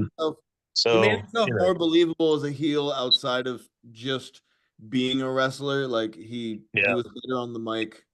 He's put a lot of time and effort into making himself viable and not just the guy with the headgear. Agreed. Yeah, for sure. Agreed. He's got a lot of personality and he's just got a lot of raw physical talent. So I'd say right now, though, I say Drew and Kevin Owens are the top heels. If CM Punk goes heel again, then he will be the top because he's just so good at being him. Nigel McGuinness. Nigel McGuinness is an amazing deal without freaking getting in the ring. Not a bad shout either. Every week on commentary, dude. Oh yeah. Nigel McGuinness is killing it as a heel, dude. Like, without even wrestling. So I want to mention, because we have these two, like we said, one PLE and then one normal collision that was selling. Before we get into that stuff, I want to give a shout out to Big Mama, personal friend of mine, won the NWA tag team titles this week. She now has 2 NWA championships. I can't think of too many more deserving people to freaking be doing well on a national level. So good for her. And now you're just starting. So now it's time to really kick it into high gear and show it off. Yeah, I'm proud of her, man. You got the double champ. I told her. I messaged her and told her how I was so happy for her. And I love that she's out there showing everybody what she can do. Oh yeah. Dual wielding is crazy. But the fact that Kenzie Page took over for Kylie Page, right? Yeah. So she's double champ now. Yeah, Kenzie's a double champ and Big Mama's a double champ. They have all the freaking belts that chicks can win in the NWA. I think that we're missing out on that. I want belt collector, like when Tama Tonga and whoever is going to be his tag partner, which I don't want it to be Tongaloa at this point. Yeah. I want Fatu and them to all hold the titles and just be menacing. Be what Judgment Day was supposed to be. Yeah, for sure. You know? But Yeah, I I'd love to see it. will mention the because even though it's the PLE, it's probably the second biggest one that's happening today. Yeah. Technically, it's not even happening today, Grand Slam. I think it already happened. Tomorrow, I seen it already happened. They pre-recorded. Oh, it's like tomorrow morning, isn't it? Like, yeah, it'll be tomorrow morning in Australia. If they're saying it's going to happen around 10:30, so 10:30 here would be 10:30 in the morning there, I believe. I'm not. No. Supposed to right? be 2:30 in the morning here. Is it? I thought it said 10:30 in the morning. Oh no, that would be 10:30 at night. No, like 2:30 in the morning here, I think. So since I don't have diddly to say about the PLEs or anything of that nature coming up or already pre-recorded alike, I just want to shout out one that I missed real quick, and that's Karrion Kross. I think he's doing the best heel work of his career because it's subtle. Yeah, dude, I'm so not gay at all, but I have a little crush on Karrion Kross, and I don't understand it. You're a little gay. I wanted to stop because it makes me uncomfortable. It might be his eyes are so intense. Yep, they're beautiful. I don't understand. I mean, he's got to do better though. because he's lost an entire faction. Yeah. Yeah, I mean, isn't that incredible? Faction. Like, he lost his faction, but now apparently they're throwing him into something with Sammy. Yeah, he's Shawn Spears, and he's what Shawn Spears is in NXT. It's the same thing. You know, enabler. Kross has so much more like. No, I mean storyline wise, it's like the devil's advocate thing. I'm just saying he's like back there in people's ears trying to like influence them to do bad things. If you notice, everyone Kross has interacted with in the last year has turned heel. Yeah, well, he's mentioned it too. You know, he's either broken up teams or like people have gone heel. I think he's going to just carry on without the rest of his faction as if they never existed. Yeah, for sure, dude. Yeah, I agree. So weird. Speaking of which, when did we find out that Isla Dawn was one of the releases? That was a shock. It's weird, right? It happened after everybody else, after the Blair. Well, it was in the second wave of releases, but it was still that was crazy. Still like we got a chunk of releases, then a slow trickle over the next. Yeah, Holy Union was in a tag match for the title not even a month ago. Yeah, they Indy Hartwell there. Look at what was the girl that was in the Rumble that shocked me? Sonya Deville. Sonya Deville, dude. That's wild. Let go of her. All right, wild. Rumble chat. No more Dragon Ball Z. No more Dragon Ball Z Collective. I thought her showing in the Rumble was impressive as hell, but then gone. Like wild. Make it make sense. Well, I will mention this whole Vengeance Day first, and then I'll mention Grand Slam. But I want to hear how we feel about certain things and how certain matches are going to go. I'm gonna be in the building. I'll mention from top that's to what's bottom, up, man. So I'll mention from top to bottom who's in it, and then we can just talk about the ones that we want to, or I'll go to each one of you roundtable fashion and be like, which one of these matches really catches your eye, and do you think there's going to be like a swerve at all? But I'll just fire off all of the matches, and then we'll go one by one and talk about the ones that we're interested in. Sounds good. So we got the first one that's going to open it up is Javon Evans versus Ethan Page. What they've been showing this the entire time. Ethan Page breaking people's body parts and messing up Javon Evans's jaw. Yeah, Cedric is gone, man. What the poor Cedric, man? Exactly. He got a hand broke and then he got fired. That's a double whammy. That's man, right? Welcome to the hurt Black History Month too. So and then we have the greatest because they're literally trying to fish for anybody to fight them. But Fraxium against the winners of that triple threat qualifying match, Josh Briggs and Shiki Inamura. I probably be talking about that one. But then in a strap match, pause. We have Williams against Eddie Thorpe, who apparently is going as the indigenous monster. Yeah. Looking at his vignettes. But after that we have Fallon Henley against, oh my goodness. Fallon Henley against Stephanie Vaquer, who is way bigger than the NXT North American title. And her vignettes do not do her no justice. And then the very interesting four-way, which I think would have to end with a retaining, but Julia versus Bayley versus Roxanne versus Roxanne's tag partner Cora Jade for the NXT Women's title. And then after that, another case of tag team partners facing off against each other. Obafemi versus Austin Theory versus Grayson Waller. This is the strangest card I've seen in my life. Yeah. I will tell you that for free. I don't know who took over for NXT's writing department, but considering Roxanne and Cora are best friends and they're going to face each other, and then Grayson Waller and Austin Theory are tag partners that are in a triple threat against each other. It's like, tell me you want to break up tag teams without telling me you want to break up tag teams. All right. D-Lo, you're on top. Which one of these looks like it catches your eye the most? Catch my eyes. It's definitely gonna catch my eye. But I'm looking forward to that one the most. But on the real, I'm really looking forward to the tag match. I'm kind of looking forward to see what, because Briggs, he can go into, and Axe Frazier, they go hand together. And I don't be in the building for all this. I'm enjoying this. Hey, you gonna be there? Yeah, man. He's got tickets tonight. Hey, it's in Maryland. Hell yeah. Or DC, in DC. It's in DC. DC. I was not going to SmackDown. It's just a bus ride, right? Shoot. Yeah, train. Yeah. Mark train right down the street. All right.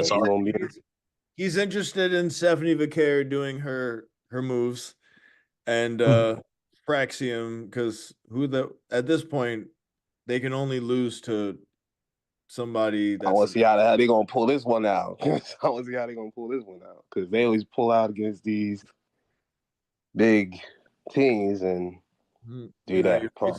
Like a makeshift team of Briggs and Inamura. I want to see how he do. Let's get Johnny B. Who you? Is there a specific match that? It's not even really the match that interests me. I've been an all ego Ethan Page fan for a long time.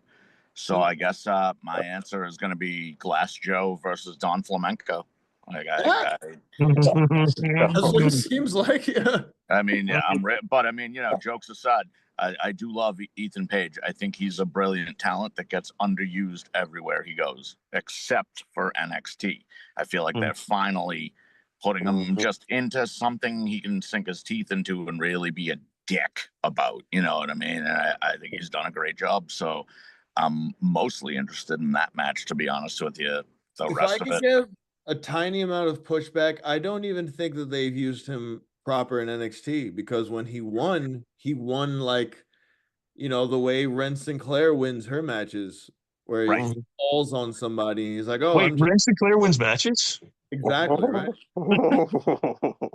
So pretty much, I feel like this is an immediate loss for Ethan Page. I hope not, but for me though, I'm just glad they're using him at all, because AEW dropped the ball with him. Oh hell yeah! TNA used him really well for a good long time, and then they too dropped the ball with him. As a single, TNA was where I got him. He was really. I thought he was great in TNA. I thought he was a wild up and coming heel. Like, I thought he really got his basically learned his stripes right then and there. And I thought he did a good job. It's also weird because him and Trick are both on this card, and I suspected them to be up in the main roster again already. Yeah, sure. I am surprised he's still in NXT. Either of them are still in NXT. I'll be real with it. They're doing the last go arounds before they get up there. Keith, Trick definitely soon. I know you're loving Fraxium. Is there anything you want to say about any one of these matches? Well, I mean, honestly, I have something to say about every single one of the matches. This mother. But yeah, the match, dude. I'm just saying, I love NXT, and I kind of I'm all for it, man. You know me. Yeah, I'm highly invested. But yeah, the tag match is gonna be good. Briggs and Onamura, is that how you say his last name? Inamura. For those of you who don't know, the whole deal is they teamed up on a tour of Japan, and then when they came back to the States, decided to continue the tag team, and they work really well together. And I think as far as a real tag team, Fraxium hasn't wrestled a lot of true tag teams. And even though they seem thrown together at this point, I think that Briggs and Onamura are a tag team. And I think it's going to be fun to watch that happen. Sometimes the thrown together team work out surprisingly for the better. Yeah. You know? I mean, Fraxium is a thrown together team, if you want to be honest. And they're probably the best tag team in wrestling right now. I mean, look at Bad Influence and the Dirty Heels. Like, they were just chucked together in TNA. Everyone was like, oh, this is going to be terrible. And both teams were beyond what was expected. But I mean, Kazarian and Daniels knew each other for 10 years before they were tag team. You expected them to do something, but it almost felt like they were putting them in this is the end of your career. This is a dead end for you because you've done everything. Right. And then they took what was given to them and elevated it even more, than anyone expected. Yeah. And again, Dirty Heels deserve as much credit for that as anything, because I mean, Austin and Rude were absolutely putting on a clinic, and then you got Beer Money, you know what I mean, like at the same time, and throw in the Dudleys and the Hardys at random. Like their tag team division back then really was something spectacular. Yes, it was dope. Yeah, Fraxium against the Hardys at Slammiversary is looking like a thing. Interesting. I could want to see that. But I will say, like, I'm so not a fan of Javon Evans, man. Same. He botches way too much. Right, exactly. And I'm all for, I mean, you guys know how I feel about wrestling that's super smooth. I'm not a huge fan of that either. I think wrestling should look like a struggle. Combat sport. But Javon Evans is in the wrong place all the freaking time, dude. And I'm over it. I just saw him on FaZe Rug guest the WWE Superstar too. He was just on that. But yeah, I hope that Ethan Page just beats the hell out of him, but he's not going to. He will beat the hell out of him and still lose, though. That's what. Yeah, well, that's what I mean. I hope he just beats the hell out of him and sends him away. But it reminds me of. That's all you need to do. Logan Paul versus Rey Mysterio reminds me of the reason why I'm not big on Javon Evans, because Tanya Harding spoon-fed. Like Logan Paul was being spoon-fed the match by Rey Mysterio. Yeah, my friend who doesn't really watch as much, but I've gotten him into watching. Yeah. He was like, dang, like Rey Mysterio literally sat in the corner and like told him the rest of the 4 minutes of the match. Right.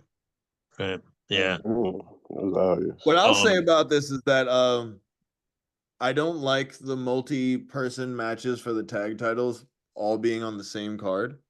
Yeah. Especially with the Austin Theory and Grayson Waller do not. So weird. I feel like this is just a way for them to dissension and then face each other on the pre-show. Right. But it's looking like Obafemi's just gonna squash both of them at the same time and pin them at the same time. Yep. I would love that. Hilo would love that. That would be satisfying. The one I'm interested and then we get Trick and come out the end and be like, we can sell the main event. The one that's interesting to me is the four-way dance between the ladies and Bailey obviously already losing to Cora Jade and then being in the match together, and then how much interaction are Roxanne and Cora going to have? Right. I mean, they actually have created some heat because Roxanne said that she was ready to go up to the main roster so Cora could finally win a championship. And Cora actually tried to hit her with that weird stick that she carries around after she said that. So there's been some tension between them. They're not really friends anymore. When a woman breaks out the weird stick, you know you done goofed. Yeah, they call it a kendo stick, but that does not even look like a kendo stick. I call that a kendo bat. It was a combination. Yeah, right, dude. It's a kendo bat. It's your thing. It's a crandall stick. It's a kendo bat. As tall as her.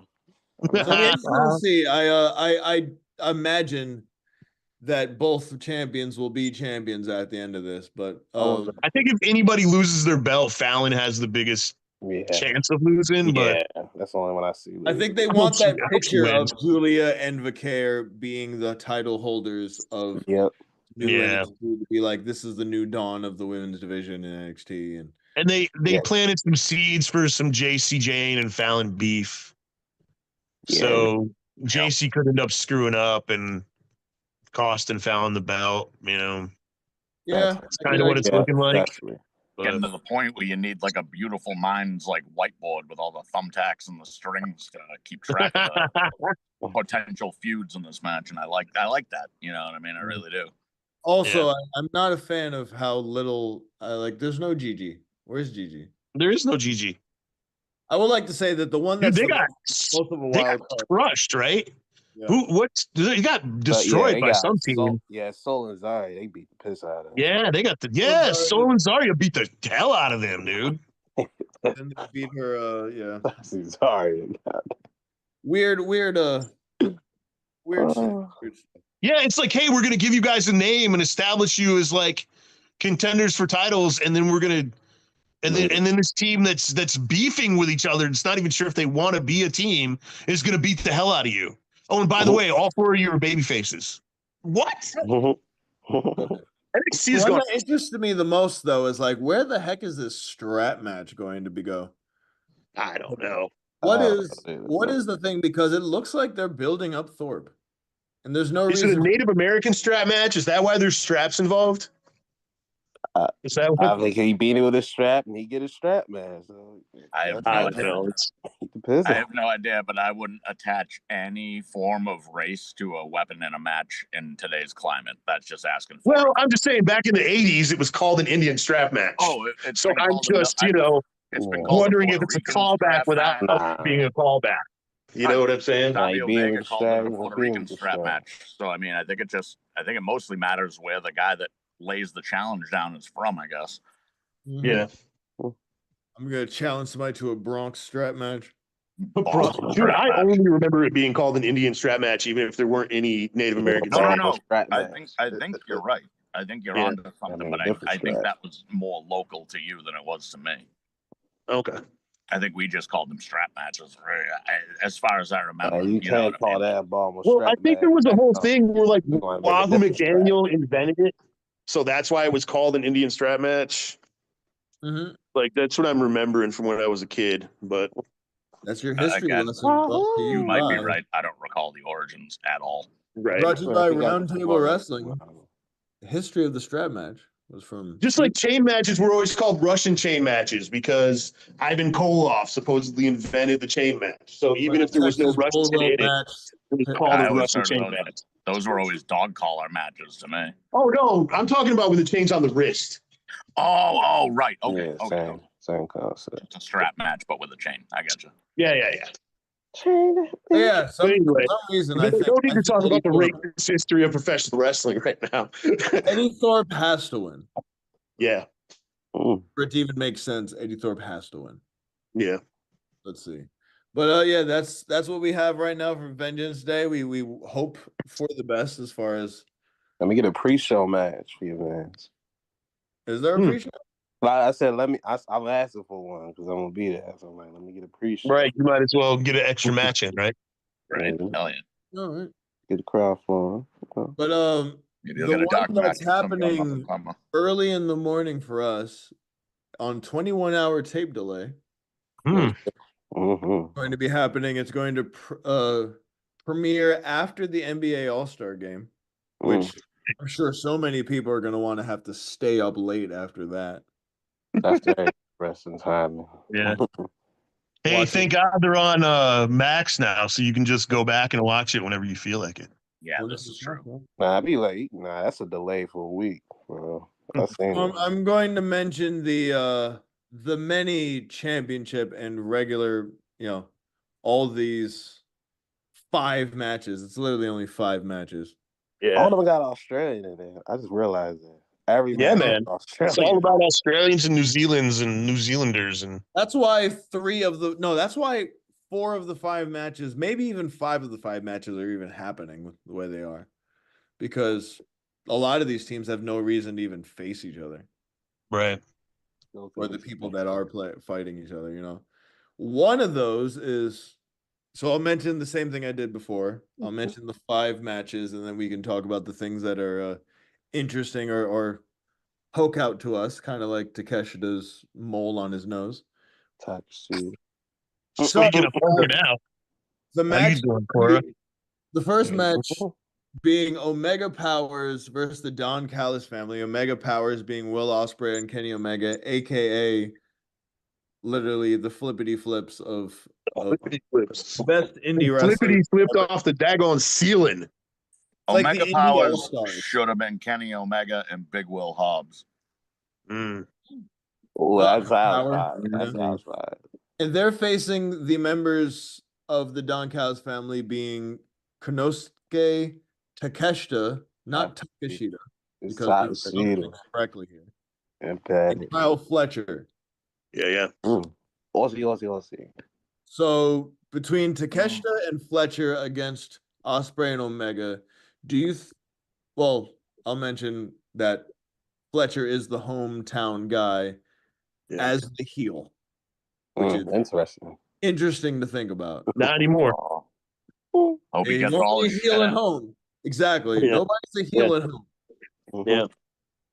And then, speaking of home cooking, we have a cheap way of Jon Moxley actually losing a match. We have the Death Riders being the Baldies, Jon Moxley and Claudio Castagnoli, against Cope and homeboy Jay White. Guns up, Paul. Pride of New Zealand. They know. Okay. And then that's in a Brisbane brawl. And I don't know what exactly that means. Anything goes, huh? Yeah, it just means they can freaking fight everywhere. Just another way of making it sound like it's interesting when it's just a no DQ match. Yep. Yeah. Then more home cooking, because again, we cape for Australia today. Kazuchika Okada is putting up his Continental Championship against the very good worker but very unbelievable challenger in Buddy Matthews. I would love a Buddy win. But then I would love that too. Then some Aussie something. We have the humanoid version of the puppet Mercedes, the quad champion Mercedes Moné against the booby monster, aka the ventriloquist Harley Cameron. Delicious. Who has only won one singles match, and it was against a upset Deonna Purrazzo. Nah, it was a tie. What the fuck? That was a tie? It was at Taya. It was against Taya. I remember that. Oh, that was Deonna. It was Taya. It was. She did beat Taya. Yeah, she did beat Taya. Yeah. Okay, I was sure it was. I just saw that match. Yeah, it was. Surprised me. That was 2 things that my coworker told me that were wrong. Yeah. I'm never going to listen to him again. Yeah, you might not want to, man. You should get him fired. Passive aggressive. Challenge to a Minnesota strap match. Kidding. Minnesota strap match. That's crazy. Then we have the interesting match. It's a rematch of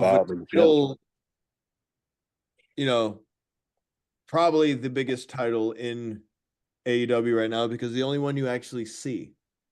I'd love to see that. So the AEW Women's World Championship match between 2 carbon copies of each other. Delicious. Mariah May with her smiles and timeless Tony Storm, At that time, looking extra thick wearing the Mariah May gear, and I wouldn't mind if she wore Mariah May's gear every week. yes, indeed.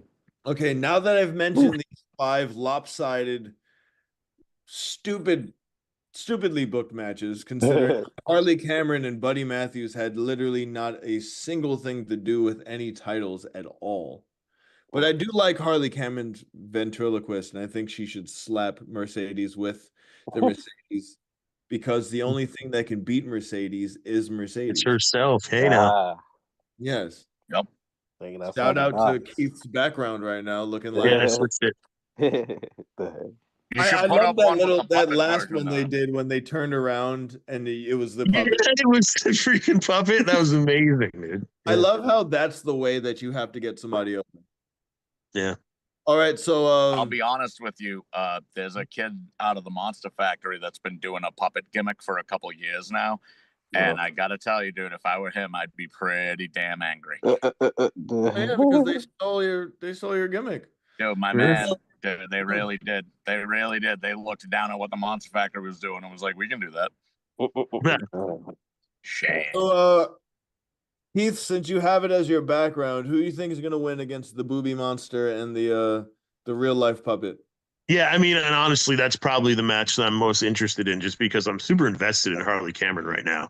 I actually was checking out her music on Spotify and stuff. Like, I didn't know she could actually sing. I thought it was just a joke, but yeah, she's pretty talented chick. I would love it if Harley Cameron won. I feel like someone has to win out of these Australians, and I think it's most likely to be Tony Storm. But if it's not Tony Storm, I would love to see Harley Cameron win. I don't see how all of them don't win. That would be wild. That would be wild. Jay White, there's no way Jay White loses. Hometown or homeland, you know what I mean? Like, yeah. Mm-hmm.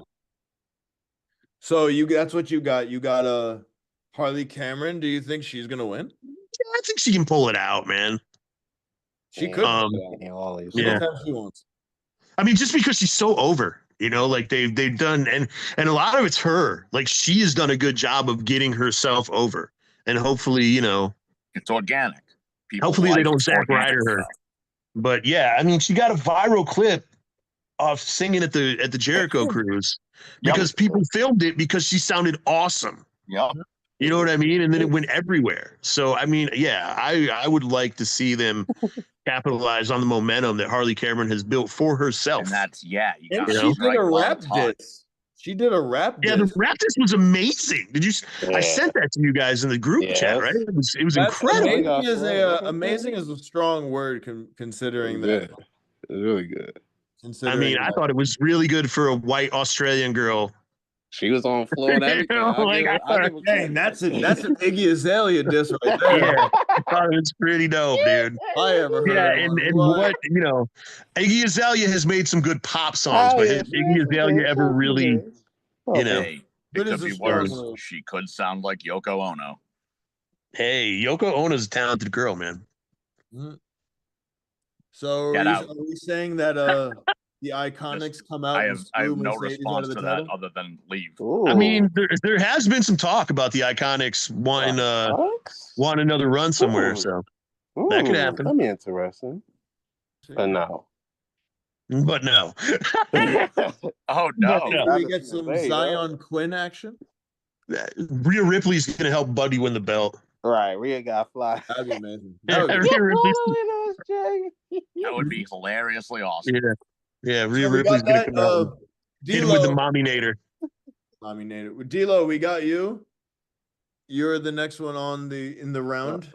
Who of these 5 matches is there anything you want to mention that that sticks out to you?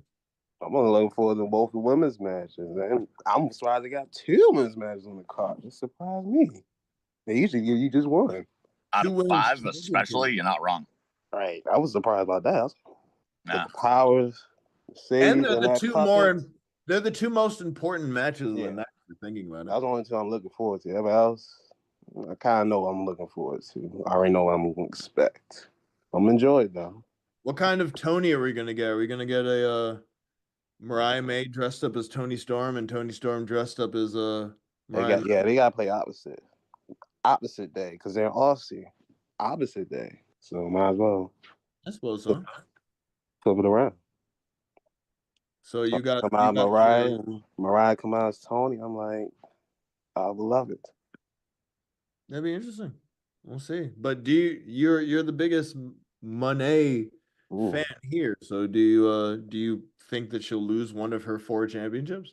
No. It will be a hell of a win because I love Harley Quinn. I'm getting to her. She's funny. I love Harley Quinn too, but this is Harley Cameron. Oh, Cameron. Oh, whoa. I thought I heard that wrong at first, so I didn't say anything. Thank you. Because you were thinking about when Harley Cameron was with Zion Quinn. What? Yeah, y'all said that man's name, but yeah, both either or. Harley Cameron's been entertaining to me, so. But Mercedes and I lose. It was a hell of a fight. Who the heck even could? If she can last 10, 15 minutes, it'll be a W for her. Good point. Johnny Boston, you are on the top of the screen now, which the New Yorker and me hates, but we'll I want to see what you exactly. Too sweet. Which one of these 5? I know you said that you weren't necessarily super invested in the PLEs, quote unquote, but I'm not super invested in any one match in particular, but I'll tell you what, how I hope the whole show ends. I hope whatever the main event is happens, however it happens. And after it happens, I hope the heels on the show come out and jump whoever the Australian babyface in the ring happens to be. Then you do the obvious. You have all the Australian baby faces empty out of the back. You have an awesome brawl to close the show with the Australians all banded together and united and looking like the biggest good guys in their hometown, territory. In my opinion, that's how you close out a show like that in international waters. But, it's just me. And honestly, I just want to see the puppet win so people can get mad. I would love for her to use the puppet as a weapon. Like I just said. Like if it was loaded. It's like, and then Mercedes play into it. It's like, oh, you use the one weakness, myself. Little do we know the puppet's loaded with a brick. I think that would be amazing. It wouldn't do anything for Monet because let's think about it. She's holding 3.5 props. And like she can do without having one of them, and maybe she can go fight Tony Storm when she wins it. This is very true. It's all very good because point. Obviously, if you're this big of a player, like how Jade Cargill was the TBS champion, but she was so much better than whoever the other champion was. It was like, if that's the case, go after the main championship. I have a kind of funny story that relates to the puppet. When my mom was a little kid, her brother stole a doll from her. And so she went crying to her mother, my grandmother. My grandmother took the doll from my uncle, who was maybe 6 at the time, and then whacked him in the head with it. Just, it was a doll. Took his TBS championship. It was going to hurt him. Well, come to find out, this little monkey doll that she hit him with had a porcelain head. Oh. She had no idea. So she whacks him with the doll and gives it back to my mother, and he hits the floor. And so they had to take him to the hospital. He had to get stitches on the top of his head and everything. Like it was a whole thing. But it led me to think of, well, what if she just hit her with a puppet loaded with a brick in it? That would be an amazing gimmick. And also it would be like, 1, you could do it with every opponent, and 2, it would give a reason for somebody who is quite obviously like out of their depth. Yeah. If we're thinking about it, she's trying to box with God at this point, as far as like. Yeah, give her an easy, cheap heel way to win. Exactly. And then give Monet a reason to be chasing, which I think she looks better as somebody who's chasing a title rather than one that has one. I think you're on point with that too, because she gets that, as opposed to looking like a complacent, happy champion, she gets that fiery, I want that vibe to her. And I agree. That's better for her. overall. It's better. It's going to make her more money than her holding on to every belt she sees. So I hope that somebody takes this into account, because to not use the puppet in some way, considering that it's been so prevalent in the buildup. One of our legions of fans is definitely going to bring this up tonight at the show. I have little doubt. We have some good fans over here. We got some. Appreciate y'all, diehard. Appreciate y'all, good fans, people that love wrestling. What I'll say is that the one thing that interests me, obviously, the Toni Storm one is interesting because it's a rematch, and I think she's kept herself relevant and you know, the story is pretty interesting. We were all worried about which way they were going, considering that she just became this like amnesia ridden person where she was like, oh, what happened? You know, I'm just an indie star that I'm trying to have my chance, you know, like brilliant. It was brilliant to be Mariah May, pretty much be like, oh, I look up to you, you know, like you're the big time Mariah May. The one match I'm really interested in, because for obvious reasons, they're four of the best workers, but the Will Ospreay Omega against Takeshita and Fletcher. Because Omega and Takeshita is a 5-star match in the making on its own. And then Will Ospreay and Fletcher put on really good matches. And all four of those dudes put on clinics. Yeah, there's gonna be so many crazy. Maybe we see some swerves. Maybe we have some run-ins. You know, it could be. I mean, I've said for years, and I stand by it. Kenny Omega's probably one of the most sound athletes I've ever seen in my life. Oh yeah, Tyson Smith is one of the greatest. As far as like overall combination of strength, agility, speed, everything. Like, and again, maybe I'm wrong because I haven't seen him wrestle in a while, because I know he's been out on injuries off and on. Well, the diverticulitis. Diverticulitis. That's bad business. Always been incredible when I've seen. My client who came back to life, but his diverticulitis killed him, and he was dead for quite some time, and then came back to life. So, yeah. I got it, man. I got a rough stomach, so I gotta keep an eye out. I gotta be aware of diverticulitis, because I could get it at any point. Because thankfully, I've had ulcers since I was 6, so I have a lot of like pits in my digestive tract. So I gotta, you know, it could literally happen to me at any point. So I gotta be real careful what I eat. I gotta be real careful, you know, just in general what I eat and how I eat it, and it sucks, but you know, I'll tell you what, right now, I've known way tougher guys than I'll ever be that have been dropped by diverticulitis. It is such a scary friggin' thing. Yeah, it's nuts, man. I'm glad he's back. So, what I'm thinking is that we have five Aussies in 5 matches, and at least two have to win. One will definitely be Jay White. Yeah. More than likely. I mean, come on. I think Toni Storm wins. I would like her to win because it does nothing to keep it on Mariah May. Yeah. All right, fellas.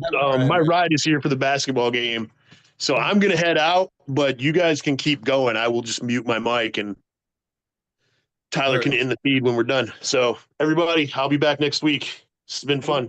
Happy on, Keith. Have a fun game. Hold on, Thanks.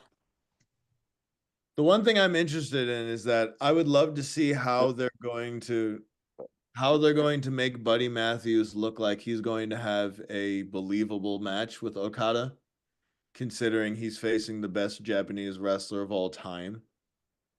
I mean, Buddy Matthews isn't a bad wrestler. I just think he hasn't had a lot of stages to shine on, really. I think his whole initial, start in NXT was ruined, and then I feel like he's kind of been the background player in the House of Black. So yeah, but now since he's one of 2 of what are they called, the Hellhounds now?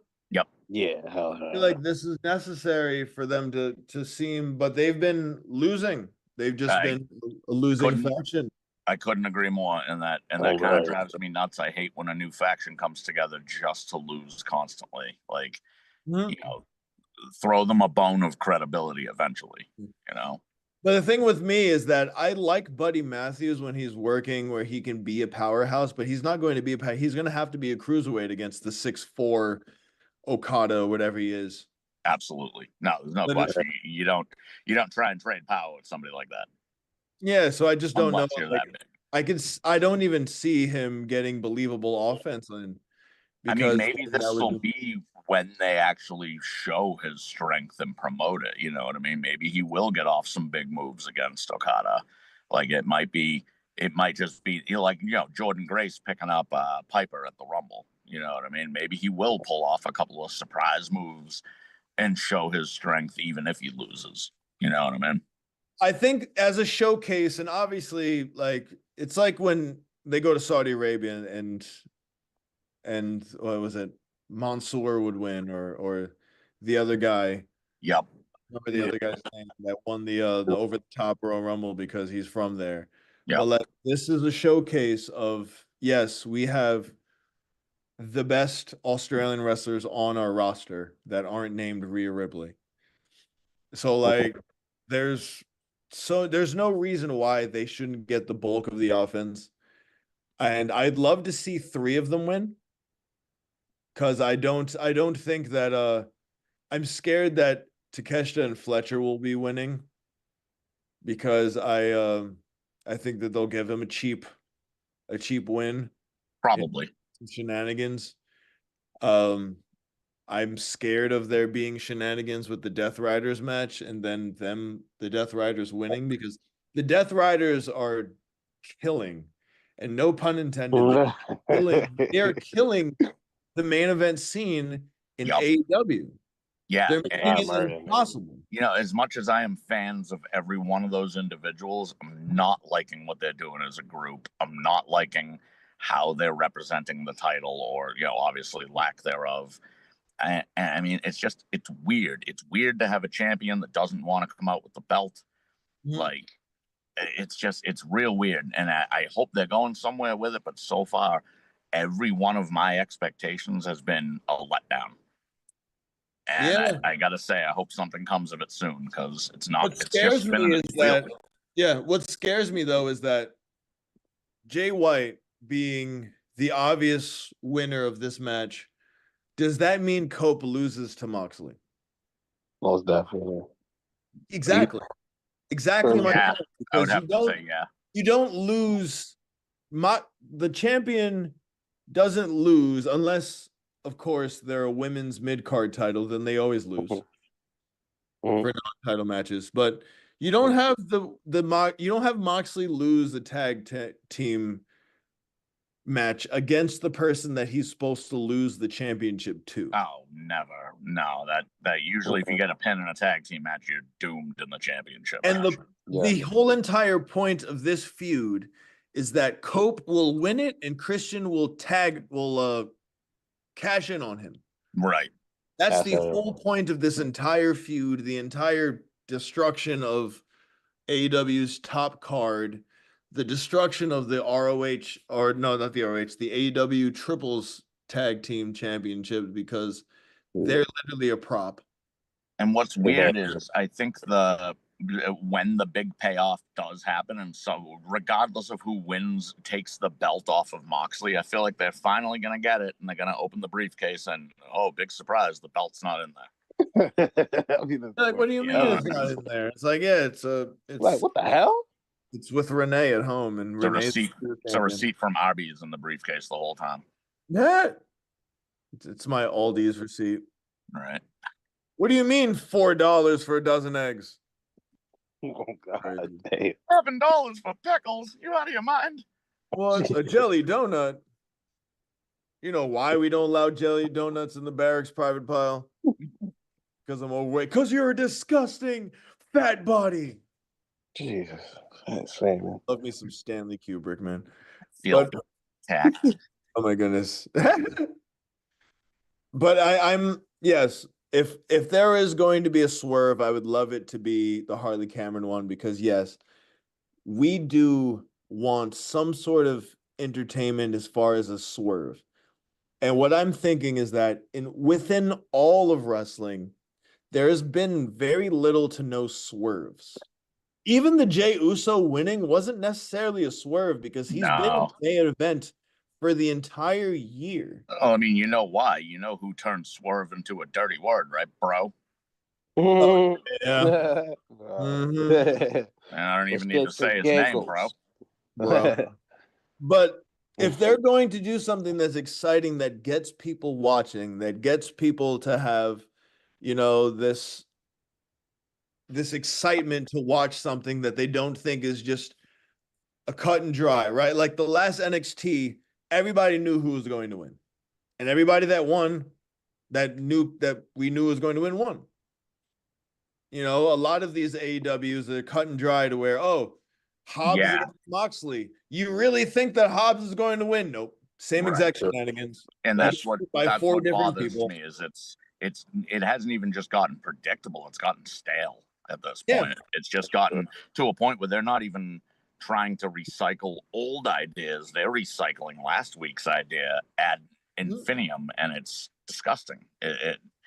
I mean, you know, the point of pro wrestling is to make the fans suspend disbelief for a little while, but you can't treat your fans like they're all children.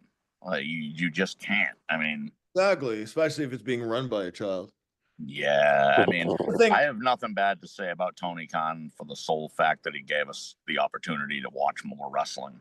That's why I don't see. I love that. I love that, but at the end of the day, for that, and you know what? For what it's worth, I love the guy that he's scandal free. Like as far as for now, as far as in terms of dirty stuff, I guess you know what I mean. Yeah. Wrestling a little bit. What you were saying before about the babyface thing, what I think is going to happen, because the main event, I believe, is the Mariah May Toni Storm. I believe Harley Cameron with the championship comes out and fights off Mariah May, and Toni Storm and Harley Cameron hold up both titles. Ooh. Like a triumphant weird standing together at the end, though. Yeah, on top, that would make 3 major titles held by Australian women around the world. Yeah. Yeah. That would be a great way to end the show too. You know, you want that real feel good moment in the country to be about the country, you know what I mean? So yeah, that would be a really great way to end it. And the interesting thing is that Harley and Toni Storm have one thing in common, aside from the fact that they're both from Australia or New Zealand area, is that they organically got themselves over doing things. Yes. You know, they got themselves over, you know, organically, it seems. Yep. And you know, not for nothing, but Toni Storm's been at it for a while. She's really, really good. She's really good. And yeah, she's been in the scene for so long. So it's showing more and more. The more they let Toni Storm shine, the brighter she shines. And I hope this isn't the beginning of the end for her. I hope this is the end of the beginning for her, if you know what I mean. I hope she goes on to hold women's world championships for a long time, because I really feel like she's the first woman in a long time that not only understands the physicality of the business, but the art behind it. And the comedy and all of those things, being able to put every aspect, comedy, drama, like every single aspect. I feel like she's got it locked down. And I feel like her first run was just to build up Mariah May. So it wasn't like an organic first run. Kind of like Liv Morgan, right? Liv Morgan, her first run was, okay, I got the money in the bank. I'll do this. I'll hold it for a little bit and then I'll get beat up. But then the second time she got the championship. Yeah. It was her actual run. And I think Toni Storm deserves an actual, I couldn't agree more. Like that's a phenomenal point. And really, there's not a lot of women in AEW that I could see holding the belt for a long time other than her. Especially because Britt Baker is a non-factor. Yep. Statlander looks like she'll be the next person to fight for the TBS championship, or is Statlander even there anymore? I thought Statlander stomped on Penelope Ford last week, or this last episode on AEW. Yeah, she does wrestle. Wow. For some reason, I thought she flipped over to NXT recently. My mistake. I would have loved that because I feel like AEW has done. That would be AEW has not cashed in on her ability. I feel like Statlander has always been quality. Couldn't agree more. She could be wrestling men right now.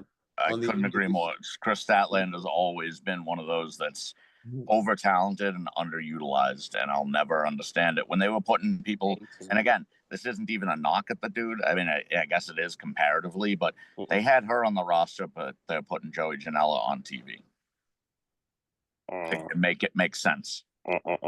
Well, he's also retiring Sabu, so I think that's a lot of the reason why they're I mean, in years past, obviously Janela hasn't been in AEW for a while, but yeah, I mean, yeah, I don't know. I don't know. I hope Sabu wins that match and gives them the friggin' camel clutch. Go a chair in his hand. Camel clutch holding a bat with barbed wire. Oh no, dude! Go old school Sabu. Make him stick a spike in his mouth. Oh God! Sabu was put him in the camel clutch and then just shank him in the head with that spike till he taps.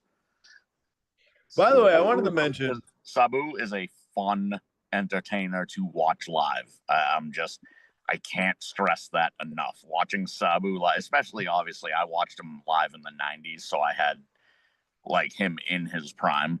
But there's very few people that are just as fun to watch. He's like a human, like circus. Like the stuff he does is unreal, just unreal.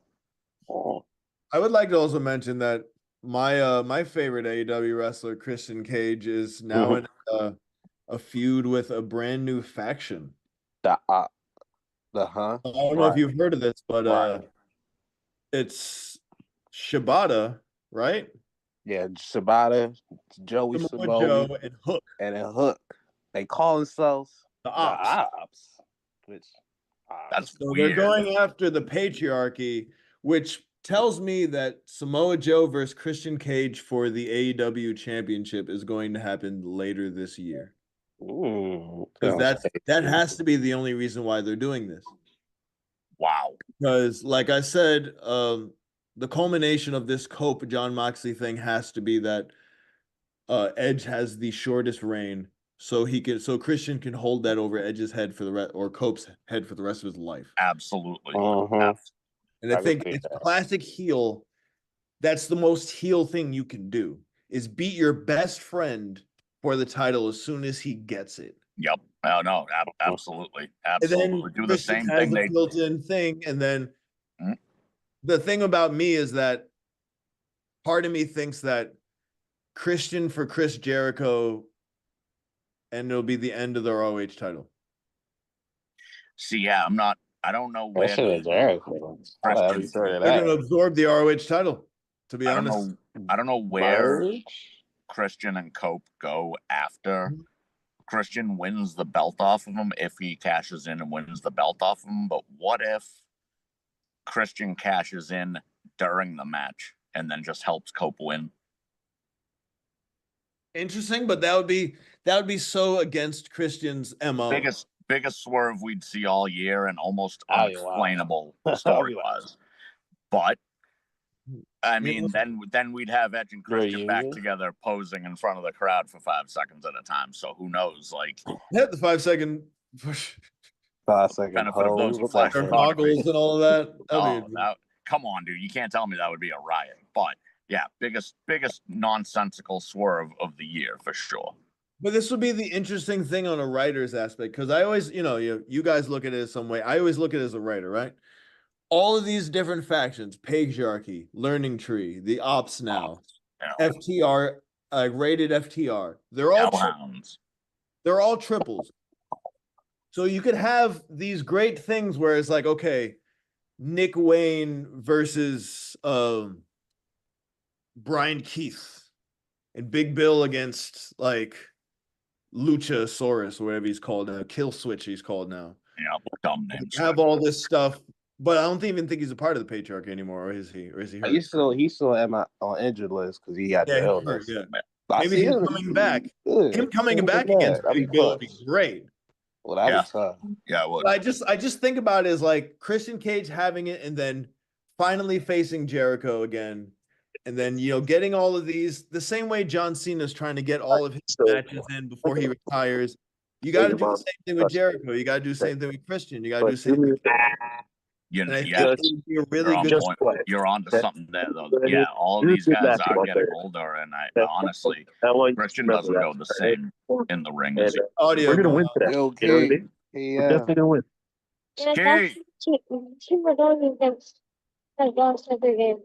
Keith, you're back on. You on, Your bro? audio is on. Yeah, buddy. they beat the Black Star, the Car Star team, who we beat twice. So, yeah. Hey, What's that, boy? Yo, you on the mic, bro? Yeah. Keith. And they beat. you have a hot Yeah, so mic. Keith, this is your.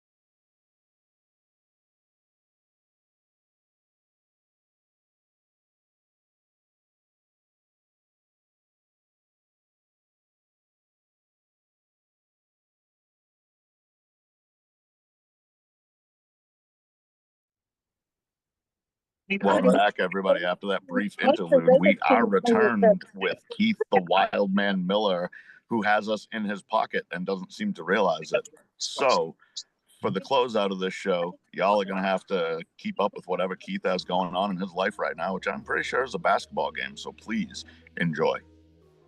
Yes, indeed. But what I will say in closing, because talking about all of this was to mention that AEW, we want AEW to be the best product possible. There's plenty of options. They have so many talented wrestlers on there. Hell yeah. Got to figure out ways to get them engaged, you know, and proud to be. You know, there'll be so much more. What the heck was that? Was that a different David? Yeah. I'm gonna get some points, man.